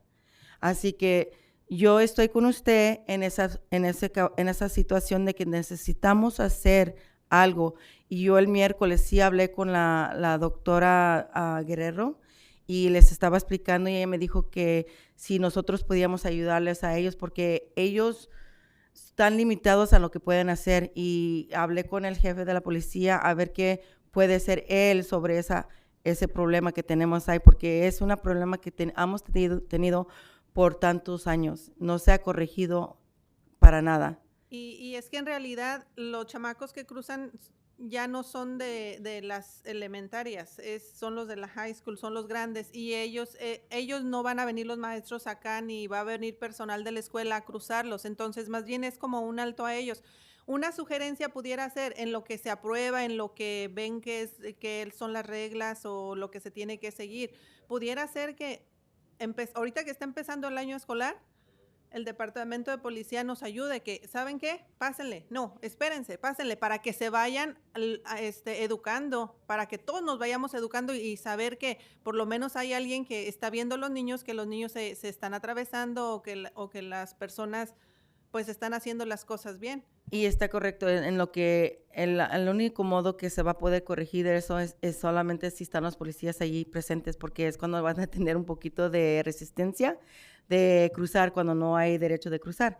Y lo que noté, como le digo, que en ese día no había nadie, ni los que están atendiendo a las escuelas. Y le expliqué eso al jefe para ver si podemos hacer algo. Y, Chief, we're talking about the situation that I talked to you about on Wednesday regarding to the traffic congestion. One of them they're talking about the one on Newmark and Fresno Street, on how it gets really hectic there, where they're not they're dodging kids, cars, trying to get across, because, kids just keep going and going, and they don't respect cars that are trying to pass, cross to the next road. And I mentioned to her that I was there on Wednesday by Burletic, and I noticed that there was no cross guards out there supervising the kids, nobody out there at the high school, and I didn't see the SROs as well. And I did get to talk to Dr. Guerrero when I called you that day, and Dr. Guerrero's asking if we can help her with that situation, and they're asking if there's a way we can help them resolve that problem that's been like this for years, what we can do to help. Yeah, at the school crossing, if the SROs are not busy on other cases, and actually because this is the first week of school, they've been really busy. We've got kids that are very excited. There's a lot of emotion. They haven't seen each other in a long time. There's old confrontations that have come up, so they've been extremely busy this week. But they know that part of their role and responsibility is to get out there and help with traffic control and provide that safe environment for the kids out there. So this week has been a little challenging with that. Hopefully in the near future, they'll be able to get out there, as well as patrol. But patrol, one of their primary responsibilities during school time is school patrol. However, if the call volume is high, which during the day sometimes it is relatively high, they may not be able to get out there. So the other part of that is we are going to assist the school as much as we can, as possible, but their supervision, their cross guards as well. And as far as providing direction, traffic control, there is training for that, for cross guards, for traffic control. That's something else that we're also going to introduce to the school to assist them with that as far as traffic control. But there are just way too many students for us to control that. I mean, we are going to control it as much as we can, especially in the area that you're referring to off of Newmark and Fresno Street, where the kids are crossing outside of the crosswalk to get to the stores and restaurants, and the cars are backed up for blocks. And it's a situation that you can't control because the kids come and they're staggered. So they don't know if they all came together in one group, that'd be great, and it would get over. But that's never going to happen. So for the next, I would say a half hour, the traffic is backed up because when they come and they make their way through the intersection, they're staggered in groups, 3 or 4, 1 or 2. And so the process is you have to wait. So during that time, I would recommend that if you can avoid that area, because there's going to be delays. It's just congested. It's been an ongoing problem for several years now, and I think that we still need to do something. And I know that Javier was working on something from the engineering, standpoint. So I don't know, maybe you can kind of go over that, and maybe also, Chief, if you can meet with Dr. Guerrero. She did want to work with the police department to figure out how we can. Le estoy explicando que se comunique con la doctora Guerrero para que puedan tener una solución para este problema que tienen con el policía y dirigir el tráfico, ayudar y asistir en esas áreas. Sí, y también que nos dejaran saber si necesitaríamos, como los padres de familia, juntar firmas o hacer algún papeleo, algo que nos respalde del distrito. En eso no se necesita, es simplemente tener el ingeniero de que pueda revisar si es necesario tener eso allí, y él es el que hace el estudio. Sí, para responderle la pregunta, ya hace un año aplicamos para un dinero porque ocupamos como 1.5 millones para arreglar esas 2 calles ahí. Y recibimos el dinero y apenas hace un mes. Hace un año tenemos todavía planeando esto, y lo que vamos a hacer es vamos a poner una rotanda ahí, porque una rotanda es como poner luces, pero es mejor para el tráfico de peatón y de carros también.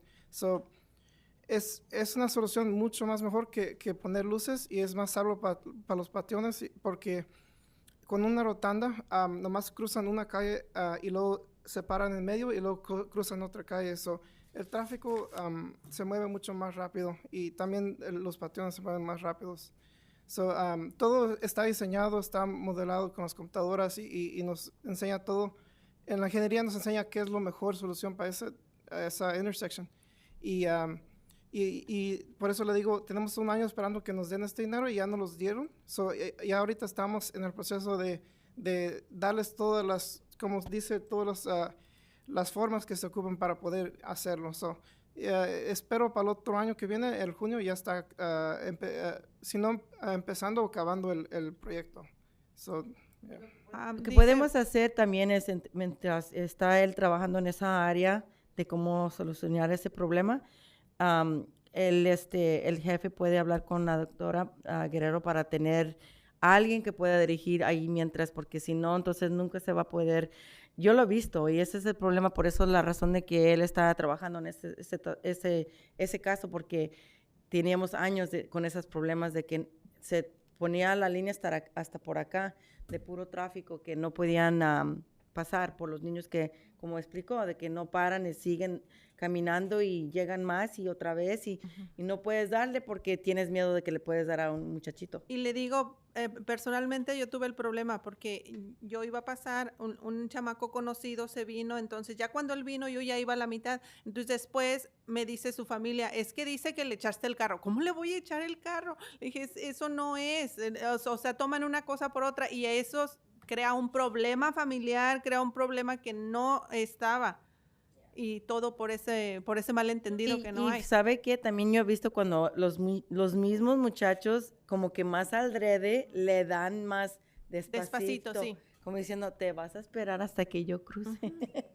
Sí, yo lo he visto, pero Chief, maybe you can work with the Dr. Guerrero and figure out if we can temporarily have some, like you said, where you can do the training for them to help assist.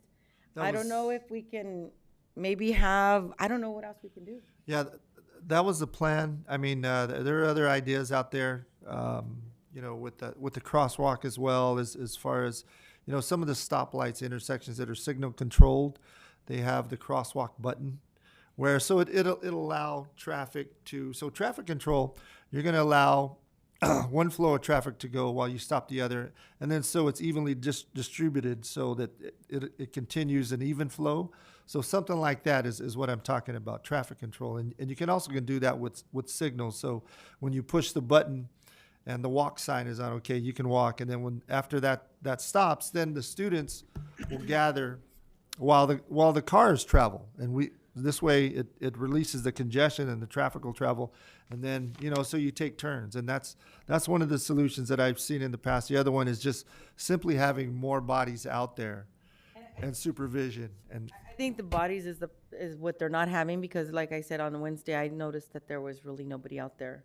You know, maybe the principal from Berletic, I saw her and a few other people, but they weren't even trying. yes, And staffing yeah. is a And- challenge. And I everywhere. think from what, and don't quote me on that, but I think Dr. Guerrero said that they're not having staff do the crossing Crossguard. because I guess of safety concerns for them too. Why? I So, do it. so, yeah, but I mean, there's some that will volunteer their time and actually do it, and there's, I guess, some that probably won't. I'm not sure what the actual problem is, but I don't know if we can do something to help her, because she's trying to get it resolved, but, you know, there's only so much she can do. And I noticed too that, remember I mentioned that there's 2 lines where they have cars parking where on the red zone where I guess the bus would come through? Yellow. Or Yeah. yellow.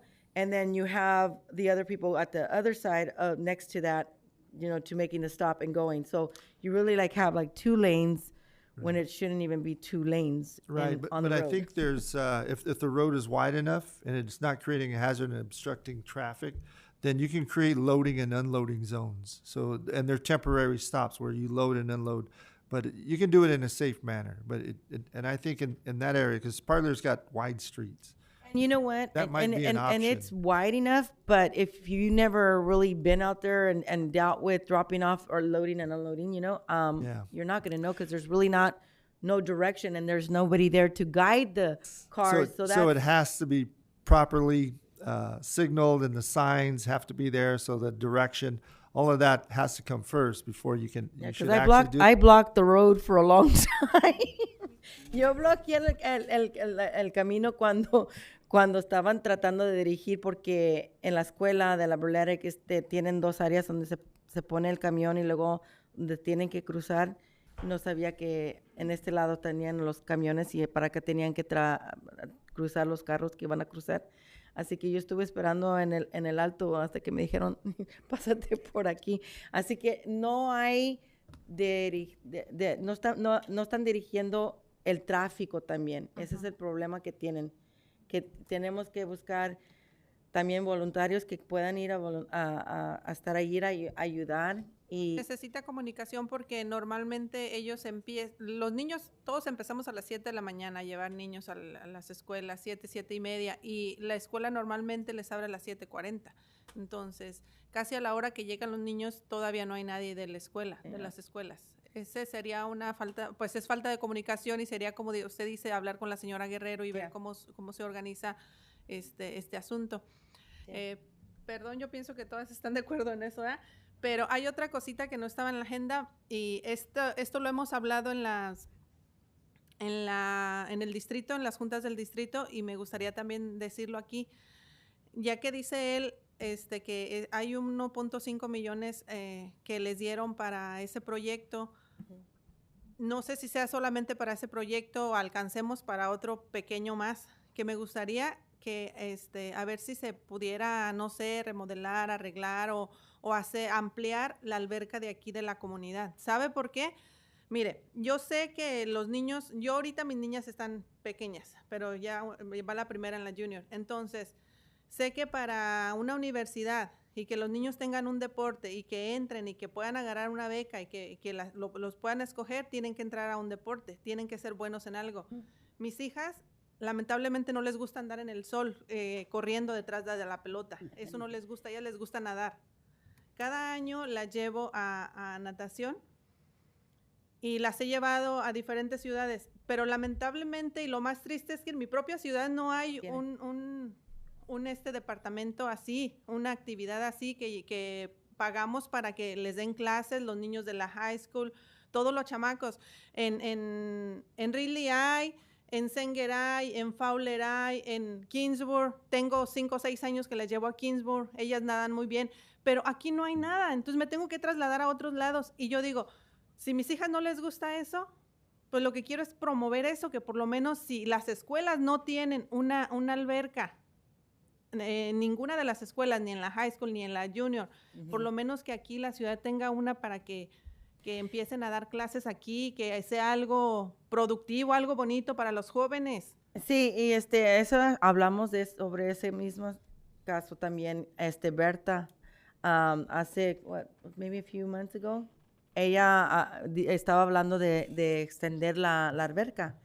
Para el otro lado donde se estacionan los carros, en vez de estacionarse allí, pueden cerrarlo y hacer la alberca más grande para poder tener algo así. Ella estaba hablando sobre eso. Y Sonia, when we were talking about the expansion of the pool, who was it that was talking about probably having like swimming lessons? And she wants to know if we would ever invest in something like that. And you know how we were having that discussion about funding, and Bertha was saying that the lifeguards, there you go. The lifeguards, ellos son los que estaban hablando sobre eso y dijeron que ellos estaban libres para poder hacer algo así y a tener swimming lessons y pues para tener algo para la juventud.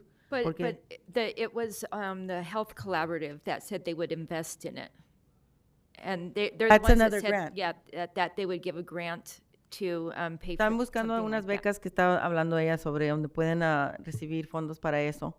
Pues sí, ojalá que sí hubiera, y ¿verdad? Y que nos lo dejen saber. Y si Lo que hay- puede decir que ella investigue qué se puede hacer y cuando tengamos información podemos hablar aquí sobre eso para nomás viendo la agenda, si ves que algo sobre el del swimming pool, ven para que des el apoyo en eso para tratar de extender la alberca. Sí, sí hay maneras de buscar patrocinio. Yo pienso que muchos papás en las escuelas nos pondríamos a hacer eso. Sí, ok. Bueno, pues muchas gracias. All right. I'm sorry. Sorry, Neil. Translation? Gracias por venir. So do we have anybody else that would like to bring anything else to the council? Yeah.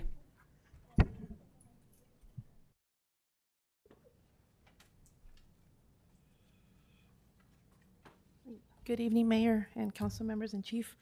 My name is Yadira Mendez. I'm from the Salantini Apartments. And I wanted to add regarding the traffic, that she mentioned, there is another area of concern because we are on Manning right across from the Starbucks. And I think that, I know that vehicles do run at a higher speed, so maybe a light would work at that location. You know, you're the expert, so if you could help us and you know, I know that this has been a topic since the Starbucks was built, but I think it would help. You know, I just wanted to bring it up since it was the topic of traffic. Okay? Do you mean like for crossing, like pedestrian light? As I know some cities have that where they just for pedestrians to cross, they would have a light to like do a crosswalk. I know that vehicles are going like at 50, I believe, because we're on the east side. You know, on the other side, not on the business side, but on the fields. So that side is 50 miles per hour. When you're coming from Ridley, it's 45. So on our side is 50 miles per hour. So I think a light would work better, maybe because of the high speed. In some other, you know, sometimes vehicles go higher than the 50. So I think a light would work better. And my suggestion would be literally on Whitner, Manning and Whitner, more towards the what is it, the rental storages? Okay. Right there, Whitner, because that's literally where all the tenants are coming out and, you know, the kids are crossing. Oh, the ones that park on both sides? Javier, was there at one time that we were looking into that? You guys were looking into that, or anybody was? Yeah, so we recently completed like a safety study essentially for Manning Avenue, and part of the study was looking at getting people to slow down, and mostly it's our Manning Avenue project that's going to start construction next month. It's taking that study into account where you provide vegetation, you provide like a nice looking driveway where it looks like when you come into town, you want to slow down. Like kind of like when you get to Reedley on Manning, you feel it's a different vibe because of the trees and the landscaping, and that solves a lot of the speeding issues most of the time.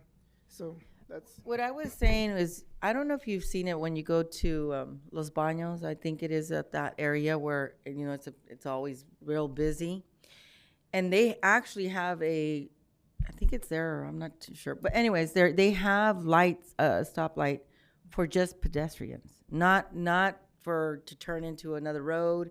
It's just for them to be able to cross, because the apartments that she's talking about, I do see a lot of people, like especially kids, running across, trying to get across. Yeah, and we need to do something. And I know Sonia was years ago was working on that with our last engineer, and I don't know whatever happened, but would that be something that we can look into? Maybe having a light so they can stop and they just hit the button because there's somebody there. It won't go on unless there's a pedestrian there when they hit the button, and then it goes red and then they go across. Yeah. So yeah, we just have to look at like warrants. We call them warrants. Pretty much do traffic counts and do pedestrian counts to see how much people are crossing illegally, and then once you analyze, because there's a risk for when you put a mid-block crossing between streetlights. Yeah. They are considered the most deadly crosswalk. I mean, it's still deadly right now because they're still using it without any crosswalk there, and it's like we got to do something to kind of minimize it. Yeah, so that's when you weigh the balance as part of that warrant research that you have to do. You weigh the costs and benefits from putting one in there. Wasn't there some? Last one we did, it didn't warrant Didn't it. warrant, yeah. No, Was when we did, so then we were looking at a bridge. Oh, yeah, I remember you saying about a bridge, but Because is there it any did- way it that did- we can it still did make that not warrant- expense without having to get like a grant to cover it? I mean, is there? The what we're talking about is like the warrants. So like what I was saying is To justify. Justify, based yeah. off of like because it does add Well, it's danger. Studies. Yeah, it does add danger when you put one in. So the danger It's has not to just outweigh. warrants for grants, it's warrants because of, justify to the- justify so that- putting a light for traffic laws. Yeah. Okay. I think that's what happened over here with the same thing, that there was no justification for it. Mhm. Okay. Well, we'll see what we can look into. Okay. Oh. Yeah, anybody else? We can move on to the. I don't need to be over there, but speaking on traffic lights, there on Newmark, on First Street, by the Senior Citizen Center, that crosswalk, I've walked through there many a time, that crosswalk, that button stuff, it's not working. Probably not working. They're just not, I mean, they're crossing one way. Well, that's what she was saying, that they're not respecting that. They're still just crossing and not. Us law-abiding people. Yes, I know. It doesn't work, so we're still Yeah. having one, but I mean, just as a precaution for the city, To look into it. as a safety, that was operational. God forbid anything happened, but it has been. So it's not working. It hasn't been working for a while. I'm not sure, maybe that was addressed already, but I was there last week. Javier? Javier? We'll look into it. Those are easy fixes usually. It's usually the battery went out, or, because there's solar most of the time. It's stuck. Oh, it's stuck. Okay. Yeah, Yeah. there's no give on it. Well, yeah. Somebody maliciously. Yeah, something. That Yeah. happens. That's an easy fix. Yeah. Okay. All right, so then now we move on to consent calendar. Anybody want to pull any item from the consent? I just wanted to vote separately on 1 and 2. Okay. And I don't know. Do I pull 2? Because it says regular meetings, and one of them was a special meeting. So I just want to make sure that verifies that on the special meeting on July 12th. On what are you? Number 2. Well, it's just the minutes. So every minute will still have, it'll say on their special meeting individually, because it's not like all the minutes for all the days in one page. Okay. So only because I don't want to vote on No, that that's fine. one because I wasn't here. That I don't That's know how fine. we're gonna split it, or I don't know what you want to do. Yeah, we'd split it. Okay. Thank you. That's fine. So then, item number 1, do I have a motion to approve? Motion by Trino. Do I have a second? Second. Second by Sabrina. All those in favor? Aye.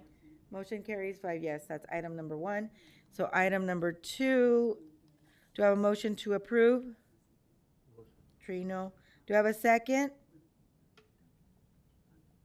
I'll do the second. And you both are abstaining? I'm, yes. Yeah, so is that a yes, Diane? Yes. Okay, 3 yeses and 2 abstain.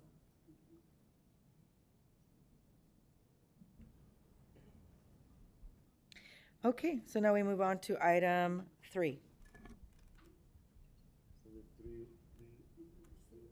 Okay, item Yeah, number regular 3. business for Okay. Sonia. This is for the consideration and necessary action on resolution. Okay, I'm sorry. Thank you. It's just probably better. This is for Resolution 2022-45, authorizing the contract for the Parlier Rehab Project to Pavement Coatings Company. Javier, can you go through the roads? All the different roads that we're doing? We have a long list of them. Yeah, so as part of this project, it's a road rehabilitation project, and it's for SB1. And I've brought it a few times to council. You guys have seen it already. But this is, we went out to bid. We actually got quite a bit of bids. Let me pull it up.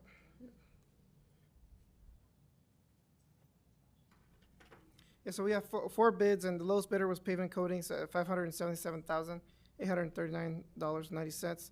But what this will do is it'll provide road maintenance for a total of, I believe, it's 13 streets, including, let's see, it's loading up right now. There, okay, I'm gonna do this. Okay, hold on, I'm getting in there right now.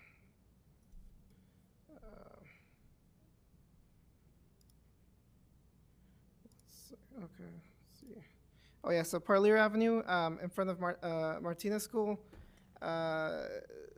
Smyrna Avenue between Young and Parlier, Rico Avenue. So all the west side, all those streets that are really in bad condition, those are getting redone. Milton Avenue over there, Ann Avenue. Now closer to middle of town, we're redoing Madsen Avenue in front of the other school there. Benavides, yeah, Benavides School. So we're also including Petite Street, which is a local street near Tuolumne Street and Fett, and Independencia Avenue, Progreso Avenue, Stanislaus, H Street, 3rd Street in front of the high school, Fig Avenue in front of the high school as well. Okay, I just want to make sure that everybody here and that's watching on live stream, how important it is for people to vote for Measure C, because this is why we're able to work on these roads with SB1 and Measure C funds. And next year, we're going to receive, if all goes well with everybody voting in favor and passing Measure C, we will receive the 2.3 million instead of the 500,000 that we get, which is what we spent just for these roads right now, which is $577,000. So this is why it's important. And I know that there was a group here talking about climate change and why they didn't want it. When I went to DC, this is one thing they talked about the climate change funding, and the president approved $270 billion for climate, for rural communities and disadvantaged communities like Parlier. These funds are going to be available for cities like Parlier without having to touch our Measure C funds, which that's what they wanted to do, is to stop us from putting it on the ballot so that we wouldn't pass it and use those funds for climate change. All they would have done is not give us any funding for roads that we need to work on when there's already other funding coming our way for climate change. And it's the lack of information that some people get, and to discourage others from, supporting things that are going to come our way. This is a a measure that's been on the that's been in existence since 1986. It was put on the ballot in 1986 because we never had funds to work on our roads. So all the cities got together and put this measure on the ballot for that sole purpose. Climate change had nothing to do with it in 1986. That wasn't even talked about at that time. So this is why I urge everybody to make sure that when you see Measure C on the ballot, you support it, because that's the only way your roads are going to get fixed. If you don't support it, there's no way we're going to fix those potholes that you're complaining about, any of the roads that get, redone and resurfaced. How are we going to do it with no money? The city of Parlier doesn't have that kind of money. The only way we can do these things is through SB1 and Measure C. So I just wanted to say that. Thank you. Okay, I have a question. There's going to be a tax on that, right? It's an existing tax, and it's a 1/2 cent tax. So it's been a tax that we are still currently paying for right now. So it's nothing new. It's an existing tax, just like the way we have our Measure Q. It's been in existence since when we passed it in 2016. It's the same tax. Same thing with this Measure C. It's a 1/2 cent. So 1/2 cent is going to fix your roads that you've been wanting the city to take care of. So I think it's well worth it. Yeah, okay, so we have that 1/2 cent, so you say we are already on that 1/2 cent, right? So are they gonna add another 1/2 cent? Okay, and is this the one for 30 years? Yes. There's no addition. It's the same concept like what I said with Measure Q. Whatever we had on the ballot in 2016 is just to continue it because it's about to expire.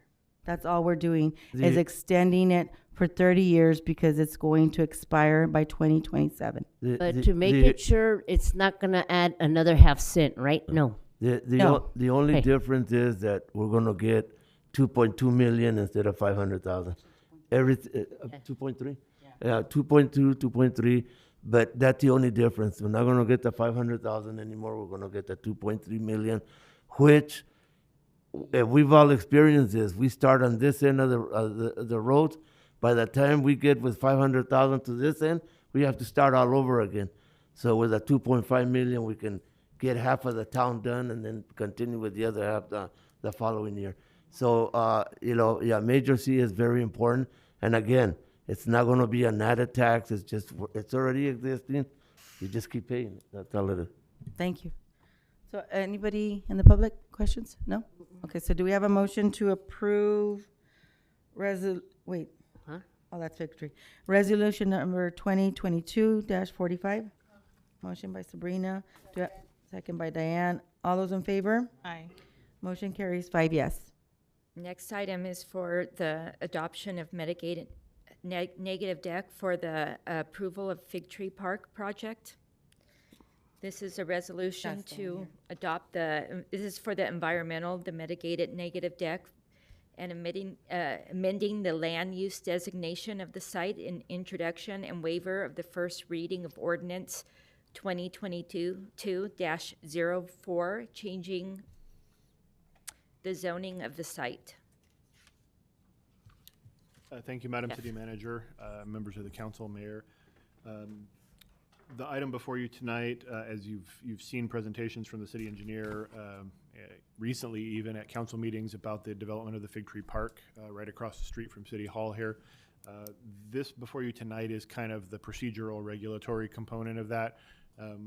The city engineer prepared a document pursuant to the California Environmental Quality Act, and that document has been circulated through the State Clearinghouse in Sacramento to receive comments from many interested state agencies. It was also circulated locally for 30 days back in July, and no comments were received. And along with so essentially the determination of that environmental document was that the project would not result in any significant negative effects to the environment. And accordingly, the council could adopt a negative declaration pursuant to CEQA. Additionally, the site is currently designated by the general plan and zoned for residential uses. So in order to facilitate development of the park space, both the general plan land use diagram and the official zoning map of the city would need to be amended to reflect the portion of the site that will be developed as park and open conservation, as it's called.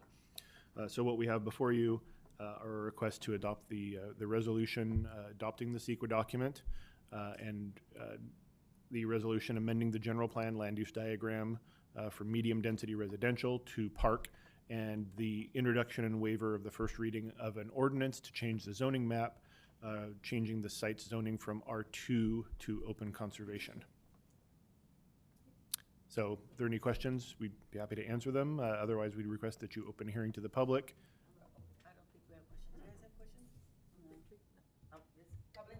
Public hearing is now open. Anybody that has any questions can approach the podium. The only thing that I don't like is the name. Fig tree? You don't like the fig tree? Go up there. That way they can hear you, Humberto, so people can hear you. So that way they all can hear that you don't like the name Fig Tree Park. Una le podemos poner durazno leaf, porque aquí ya no tenemos higos en ninguna parte. Lo importante es el parque, pero yo desde el principio me opuse al nombre de Fig Tree, porque no hay nada allá que nos identifique con el higo. Yo soy el único que tiene un higo aquí en la casa. De ahí en más nadie tiene higos. Sí he visto unos 3, 4 más. Yeah, but that's the only objection that I have. Deja dar la explicación por qué tenemos el nombre de Fig Tree. No, I know. Porque teníamos el Fig Tree aquí, el más grande en el mundo. Yeah. What year was it? It's the creation of Parlier. No, it was the before largest that. Fig tree in the world. From 1920? 1920. Yeah. Ahí era donde se tenían las juntas de la comunidad de Parlier, abajo del Fig Tree. No, I understand. Por eso the concept. es importante de tener la historia de Parlier, porque lo que pasa con Parlier, we don't hold on to our history. I agree. Todo lo que pertenece de Parlier, lo que existía antes, ya no existe. Y no tenemos nada que podemos decir, mira, aquí estaba el árbol que teníamos del Fig Tree, que estaba más grande en el mundo, que 300 personas cabían abajo de ese árbol. Es importante de tener esa historia de Parlier, porque eso es algo que los estudiantes, nobody ever has learned anything about what the fig tree. You explain that to some of the kids today, and they don't know anything about the fig tree, the history of the fig tree, the world's largest fig tree in Parlier, that 300 people fit underneath that tree. That's why I thought, when we talked about it, Sonia and I, we talked about it, and Trino at the time when we were having this discussion, it's important to have a little bit of our history. No problem. I understand. The Parlier family is also donating a fig tree for this park. They're donating a big fig tree. We got to bring back a little bit of the history back in Parlier. I'm in agreement. I'm in agreement on that. Well, and the peach trees are being knocked down already, so we're going to have they're going into the orange. Mayor, I made on the problem that the lady was having. Can you guys work together with the school district as a group and see if we can build it? A very beautiful swimming pool, donde nuestros estudiantes puedan como ella tiene 2 niños buenos, los míos fueron campeones de natación y se enseñaron en un charquito, porque no teníamos dónde fueran a entrenar. Pero yo nomás estoy pasando la idea, junto la ciudad con el school district, y nos puede servir para abrirlo a la comunidad con un costo, y para que entrenen nuestros futuros atletas. And you're right. Con la escuela, we could do that, work with them. But the reason I think it's important for us to hold on to our public pool, because I remember growing up in Reedley, and they had a public pool that I've always, even now I'm like, gosh, it's gone. That's a lot of memories of our childhood, growing up and going to the local pool in town, and it's like a lot of people from, I think even Parlier would go over there. I used to take that's why it's important for us to still hold on, again, part of history. I'm not saying that close down, that we can maintain this for the community, but may want to The clinic. swimming pool that she's talking about, I used to take my brothers and sisters, the smaller one, and my cousins over to go swimming over there. This was way back in Right behind I the don't know, Shell stations. Not far, but Every it's been a time I while hear back. that song, why can't we be friends? I remember as a child sitting I out met, there. my wife used to go and to swim there when she was not married to me. Also, to the same swimming pool that you're talking about. No, I'm not saying close the pool. No, I know. You know, but let's try see we can work together so we can have an event swimming pool like Clovis, like Selma, like Kingsburg, like Sanger, like everybody else. What I honestly think. I'm willing to pay more taxes into it. See that? What I honestly think that our school should have just gone right back to Tuolumne School, Central School, Mendocino School. That's, Sabrina, I mean, excuse me, you know what I'm saying? I think that would be awesome if it would go back, because we were all brought up like in there. Guys, we are still on the public hearing. Open hearing. So, is there anything else about the fig tree? Nothing else? Okay, so then now this public hearing is closed. Okay, so then do we have a motion to approve resolution 2022-46 and resolution 2022-47 and ordinance number 2022-04? Motion by Diane, and do we have a second? Second. Second by Trino. All those in favor? Aye. Motion carries. 5 yes. Thank you, Madam Mayor. We'll be bringing back the ordinance for the second reading at the next council hearing. Okay. Okay, next item is the amendment to the Cannabis Control Ordinance regarding the number of dispensaries in the city. Jeff?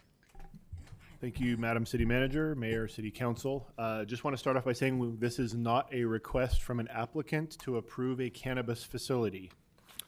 Last November, the council provided direction to staff to work on an ordinance amendment so that if the city council wanted to entertain an application for a second cannabis dispensary in town, they would be able to. The way that the ordinance is currently written, only one cannabis dispensary can exist in Parlier. Clarification, please, on town, because people are going to think that we're going to put some cannabis downtown. Yeah, and so as it currently works, cannabis facilities are only allowed in M1 zoning, which exists primarily in the industrial park on the south side of Manning Avenue near Academy. And the one dispensary that exists is allowed in the C4 zone. And that's it. But that's the only place that it can exist because the council approved a cannabis regulatory permit specific to that one location. So moving on to this, the item before us tonight, it would simply change one line of the city's cannabis control ordinance that currently says a single cannabis dispensary may be allowed subject to a regulatory permit to say not more than 2 cannabis dispensaries may be allowed in Parlier subject to an approved cannabis regulatory permit. It does not approve a location, it does not approve a dispensary or anything like that. All it does is provide somebody the opportunity to submit an application to the city for city council consideration if they want to open a dispensary elsewhere in town.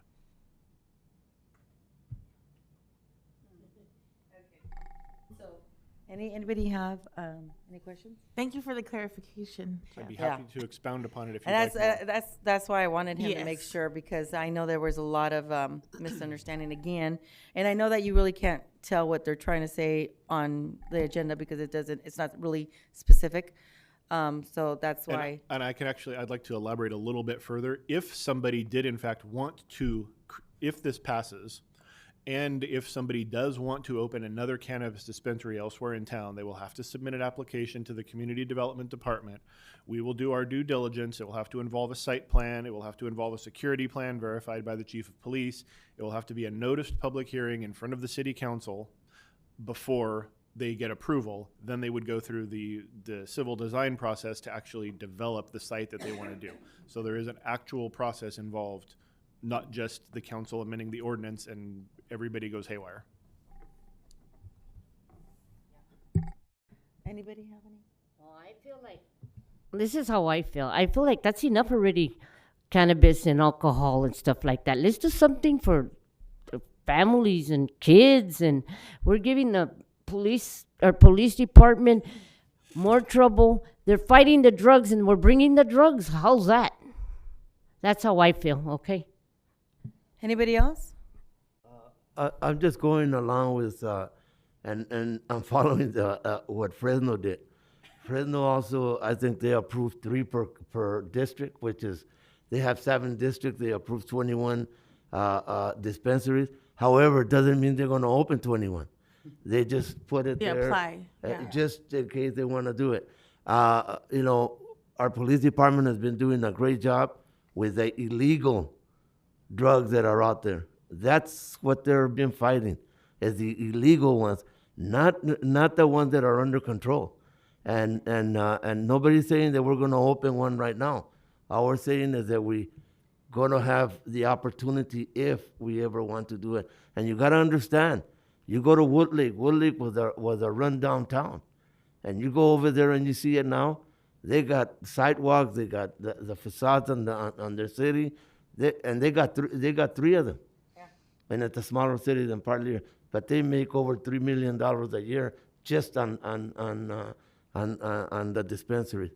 And again, our police department has done a great job fighting the illegal ones, because those are the ones that get the fentanyl, they get all these things dipped into it, and that's where our kids are getting into a lot of trouble. One thing I'll say is that, like I mentioned many times before, back in when it was put on the ballot, I think it was to legalize cannabis, was it in 2016? I was totally against it. I was like, absolutely not. You know, working in law enforcement, and Chief knows that's the number 1 rule, is like, we're not gonna support things like that. But once it was legalized because the voters voted in favor, then that's like, okay, so let's just try to bring the revenue to the city. And the only way you're gonna destroy the black market is by making it legal. Because if you have your local drug dealer down the street that's gonna lace it with fentanyl or any kind of chemical agent that they might put into that cannabis, we're worried about the kids that, the kids are gonna get a hold of it at the dispensary. No, it's not gonna happen there. It's gonna happen with your local drug dealer down the street. Because I know I've had conversations even when I was working in the prison with the inmates that were there, when they were upset that it actually passed, because that's interfering with their money, because they sell that. So now once you open up dispensaries in other cities, and it's happening nationwide, this is a nationwide thing. This is not Parlier thing. This is a nationwide, approval of by the voters.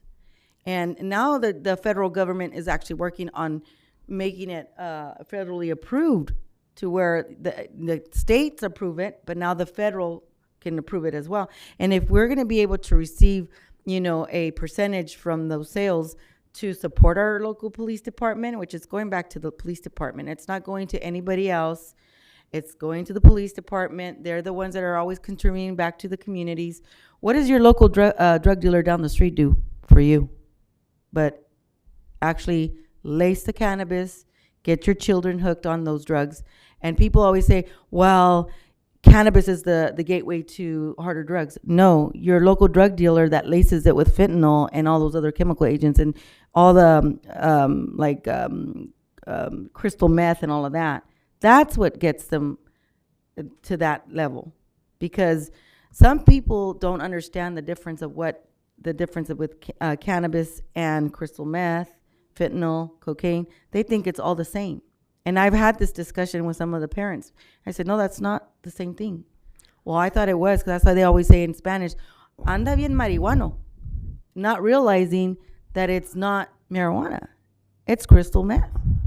So that's why, to me, once I saw some of the people that were going to the store, because I still was kind of hesitant about it. Like, well, I don't know about this. You know, is this really good? When I saw that there was patients that have, you know, cancer patients going to that and getting their medical treatment because it's not just for recreation like everybody thinks. That's when I realized, you know what? This isn't as bad, because the one we need to worry about, that we really need to worry about, is pharma, because they're the ones that are your pushers, and they're legally pushing their drugs on patients that are harming people. That's the thing that people don't ever talk about, because the pharmaceuticals are the ones that are actually opioids, right? I watched a documentary on stuff like that. That's where the lack of information, again, we don't have to educate ourselves on things that are really happening here today, on how people are really be getting addicted to that and dying from your pharmacy that your doctor prescribes, thinking that it's better for you. There's a documentary that I was watching that's called Dope Sick, about the opioids addiction and how doctors get incentives to prescribe those medications to their patients. So that's what we don't ever talk about. Okay, Chief, if you guys find somebody on cannabis and driving, is that a ticket? Yes, that's It is. That's impaired And driving. if you find someone with illegal drugs driving, is that a ticket? They're arrestable offenses, yes. Okay, so they're pretty much in the same scale, right? Yeah, Okay. they're arrestable offenses. But both of them. the only difference is it's not this guy selling from the back door, but it's this one selling from the front door. That it's legal, right? If you get caught driving Yeah, under the so- influence Okay, of so, alcohol, it's the same. Yeah. My point is, you will get a ticket as a way you will with the illegal one. It impairs you. And the guy on the street next door can get fentanyl and buy it from the cannabis here. Huh? Lace it. They can lace the cannabis too. Oh, Well, someone who's buying fentanyl on the street will get. Well, you never know. They Well, won't buy the Now, cannabis. those are just You never know. speculations. But That's anyway, a speculation. it's the same scale. You Well, get busted no we're matter what. not here to have a debate on how. No, I'm just on explaining. how I'm just the explaining how drugs are I out. feel the way you explained all we're- you, and I waited. Well, I'm just o- explaining. Okay. That's how let I me feel. finish Okay. the meeting. We'll vote on this right now.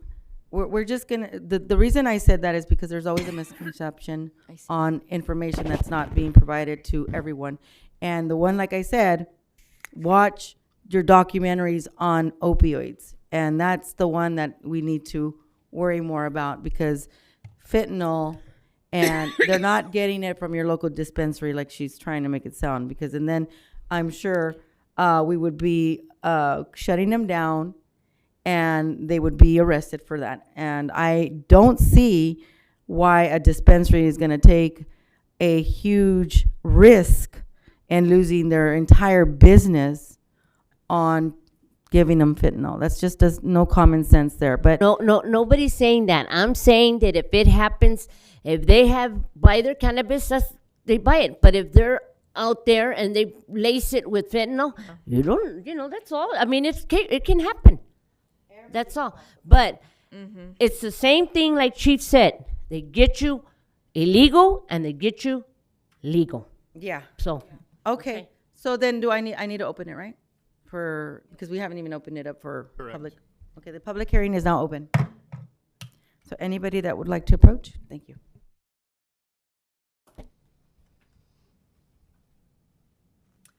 Good evening again. It really concerns me to hear that you guys want to open for a second opportunity. That's a second dispensary. I have been at the apartment complex for at least 15 years. So the kids that I saw 5 years old, now they're like 20. I mean, they're grown. They're grown. And it's sad to see that these families, the children are not addicted to drugs. They smoke weed. The chief has seen the problem. They break the fence to smoke the marijuana on the orchard side. And they're starting since junior high. I mean, these are minors. I've heard the parents, because it's my community that I manage, and the parents have shared to me how the kids are getting it. Well, I'm not sure where they're getting it, but it's a problem. The drugs is a problem.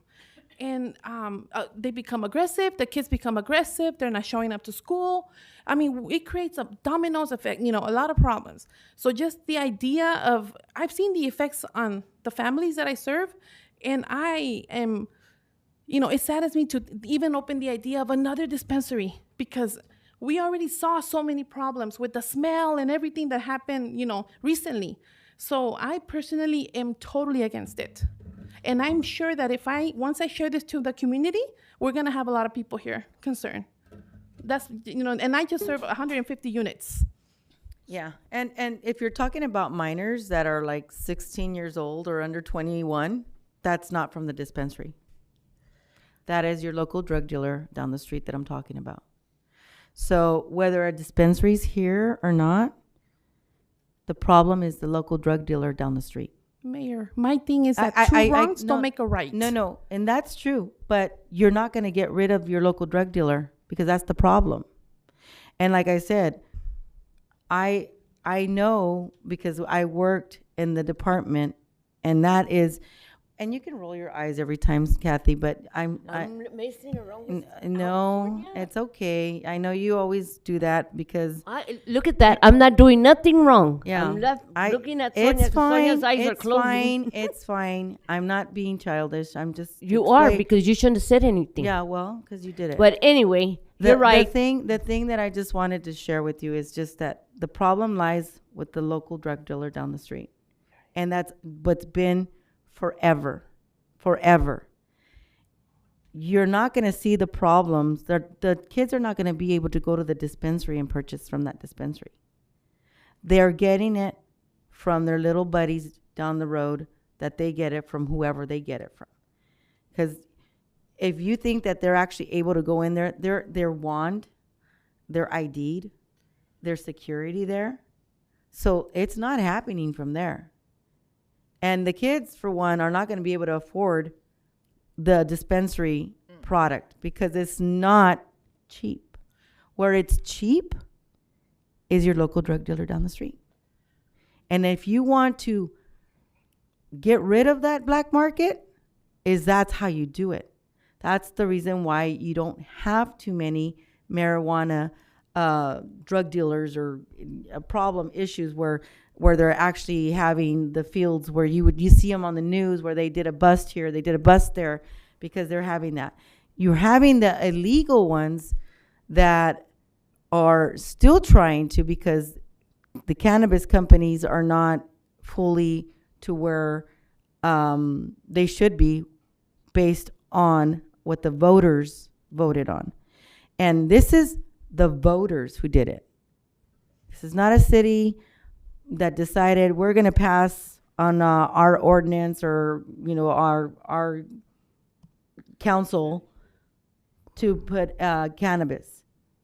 The state of California voters voted on that, and that's who approved this to happen in the change. And I get you and I understand, but also we need to do our part as parents and educate our kids on the dangers of that local drug dealer down the street that you think is your friend, that's giving you whatever he's giving you, because that's the risk you're taking, and you're playing Russian roulette on taking that marijuana from that person, because you don't know what it's laced with. Cannabis companies don't have that. They're regulated by the state. That's the difference. And like I said, it's the lack of information that gets out there. Everybody wants to put them all in the same group.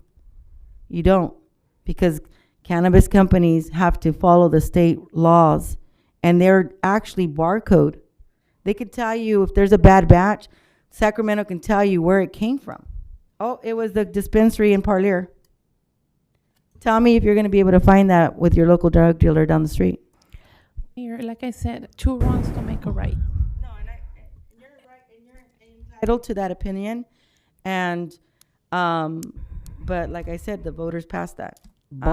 It is They are the still- ones who voted on this. It is still a controlled substance, federally controlled substance. As a manager, the property that we manage, we can evict people when they have it. Even if they have a medical marijuana card, because we get federal funding, they cannot have it on the property. And that's gonna change. And again, but unfortunately, it is up to the voters, and let us decide. That's why I'm speaking my opinion. Yeah, and that's I- fine. and there's going to be people like me who are going to disagree with you, or No. with the with opening us for a second dispensary. Even though the request is not now, it is a money business, and I'm sure someone's gonna put the request. Yeah, well, I mean, to me, it's like what's best for our police department, how we don't need to tax our people. Because how many times did we try to pass Measure Q? 3 times. A third time is when we finally approved it. The voters approved that. So that is also what's helping the police department stay afloat. In 2014, we were all in there trying to stop the closure of the police department. When I came into office in 2016, we passed the Measure Q. Then it was going to sunset. People didn't pass it in the 2020 election. We had to do a special election because people didn't want to pass again the Measure Q. So the risk that we run is your public safety. So if people don't want to find ways to pay for and sustain our police department, then we'll end up with the sheriff's department, and you're going to wait 40 minutes to get an emergency response, because that's what it takes, because it's depending where they're located from. If they're near Fresno and you call 911, you better hope and pray that they get here in time. Sonia writes pretty good grants. I'm sure she can figure something out, because it was never marijuana dispensaries, cannabis before back in the days. Now why are we hanging on it so much? But let me tell you, however you slice it, it's a drug, and you're high. Bottom line, cold bar or no cold bar. But I think we should go on and do other activities for the kids and for the families. Yeah. That's enough drugs already. Grants. That's all I got to say. Thank you. I'm done. Never existed for law enforcement to sustain a police department, because if that were the case, we would have never dealt with a closure of possibly closing the doors of the police department. That's not realistic. Mayor. The fact that, and I'm not trying to say that you're entitled to your opinion. That's fine. I'm not trying to convince you, but what I'm trying to do is explain to you how I came to the conclusion, because I was there. Yeah. I was going to say, Mayor, just like we have a professional, an engineer who basically has his input and information on a light. Where do we put a light? Are we allowed to put a light? Why don't we hire a professional to come in and what are the effects of these drugs? How has it been affected? How has our community been affected since we had this dispensary? How long have we had it open? Have we been had it long enough to know the effects? Because I was born and raised in LA. Look at San Francisco. Money's not the problem. Yet we have a drug problem, homelessness problem, mental problem. I don't want Parlier. I have friends moving to Parlier because it's a small little town. It's beautiful here. It's safe. They feel safe in Parlier. They're coming from LA. So I don't want my Parlier to turn into a major city that we're having issues. Well, we have the expert, and the expert is our police department, because they're the ones that have the stats on all the crimes. Chief, can you give your input as far as what you've seen with ever since the dispensary came in? Yeah, because that's where you're going to get the information. They do the studies. Don't quote me on it, but we haven't seen a significant spike in drugs in general in respect. Right now, our biggest concern is the opioid epidemic, which is really overtaken the fentanyl. Which has really overtaken the methamphetamine use, the marijuana use, the cocaine use, the opioids, and actually, I was just reading. I just got an informational bulletin on my email from our state's information network, and it was a bulletin on fentanyl, and it's now they have colored fentanyl, and it's rainbow it's one. the rainbow fentanyl. It looks like cubes of chalk that are so predominant, and the lethality has overtaken any other drug that's dangerous out there, and that includes heroin, which heroin, high overdose rate with heroin, and heroin is an opioid. So those opioids like Xanax, Valiums, or what have you, are the biggest concern right now with teens nationwide. So that's kind of what we've seen. Like I said, I can't quote any stats right now because I just don't have that information. But honestly, that is, and you'll see throughout the county and the chiefs meetings that we go to and stuff, everybody's talking about fentanyl. Just today, we have a chiefs meeting every Thursday, the third week of the month, and at the meeting we're at today, we were all just talking about fentanyl and actually the overdose rate and the lethality of it, and actually, you know, the Narcan, the naloxone that officers have to carry because these overdoses are requiring. Normally, it's many years ago, decades ago, 1 can of Narcan would revive an individual that overdosed from opioids. Now, one of the deputies spoke about. He's a lieutenant. He spoke about a case they had not like a month ago, and they had to use 10 canisters of Narcan on an individual that overdosed on fentanyl. And that's how dangerous this stuff is, and it is so widespread. So there's a much bigger concern with the fentanyl right now, and also in correlation with teen use. Lots of teens are getting their hands on the fentanyl because fentanyl is much more lethal than any of the other drugs that are out there. And the least lethal is marijuana, but and I'm not saying marijuana isn't a concern with teens, because what we know with delinquent behavior is that teens will engage in alcohol, tobacco, and marijuana. And that's been known for the longest time. So cigarettes, alcohol, marijuana, we've always had that challenge. But right now, the greatest challenge that we're looking at is the opioid epidemic. Yeah, and the thing is that, you know, again, what I had said earlier is that you're not going to get the teens to go to the dispensary and buy that from the dispensary. They're going to their friend down the street or whoever they get it from, because it's not from a dispensary. They're not legally. It's like when if you try to get alcohol, you have to be 21. If you try to get cannabis, you have to be 21. If you try to buy cigarettes, you have to be 21. So the problem is there with the cannabis that is laced with these drug dealers down the street.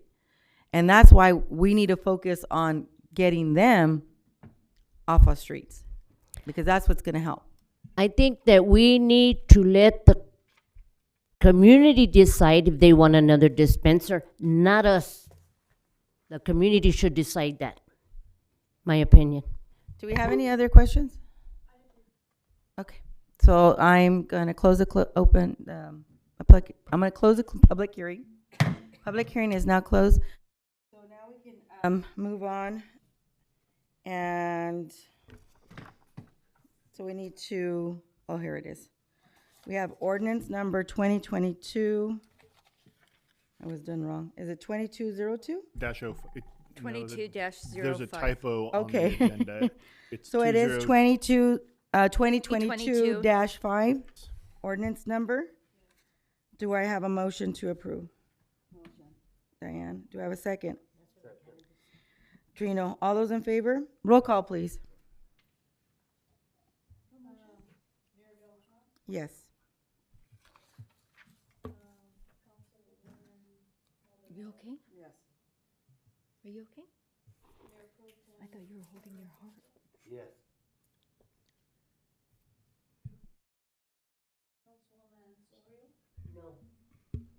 No.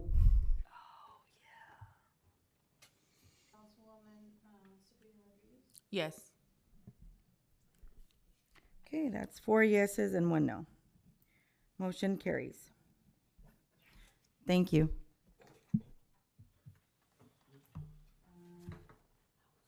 Public comments on the closed session?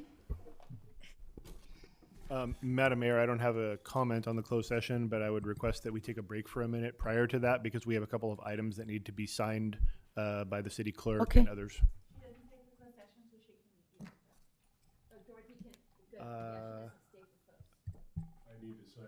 And the city attorney needs to sign it as well. Neil, go ahead and sign, and then, or is there any public comments for closed session? None? Okay, then we will bring you back once it's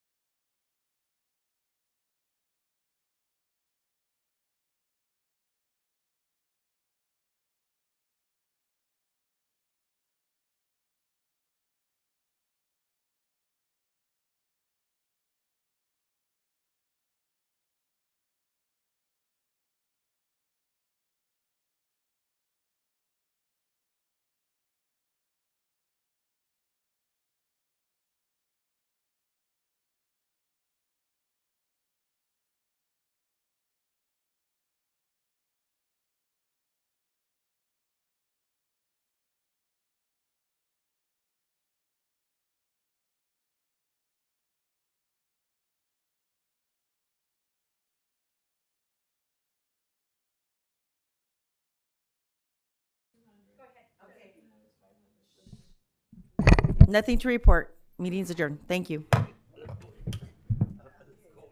know I'm hungry.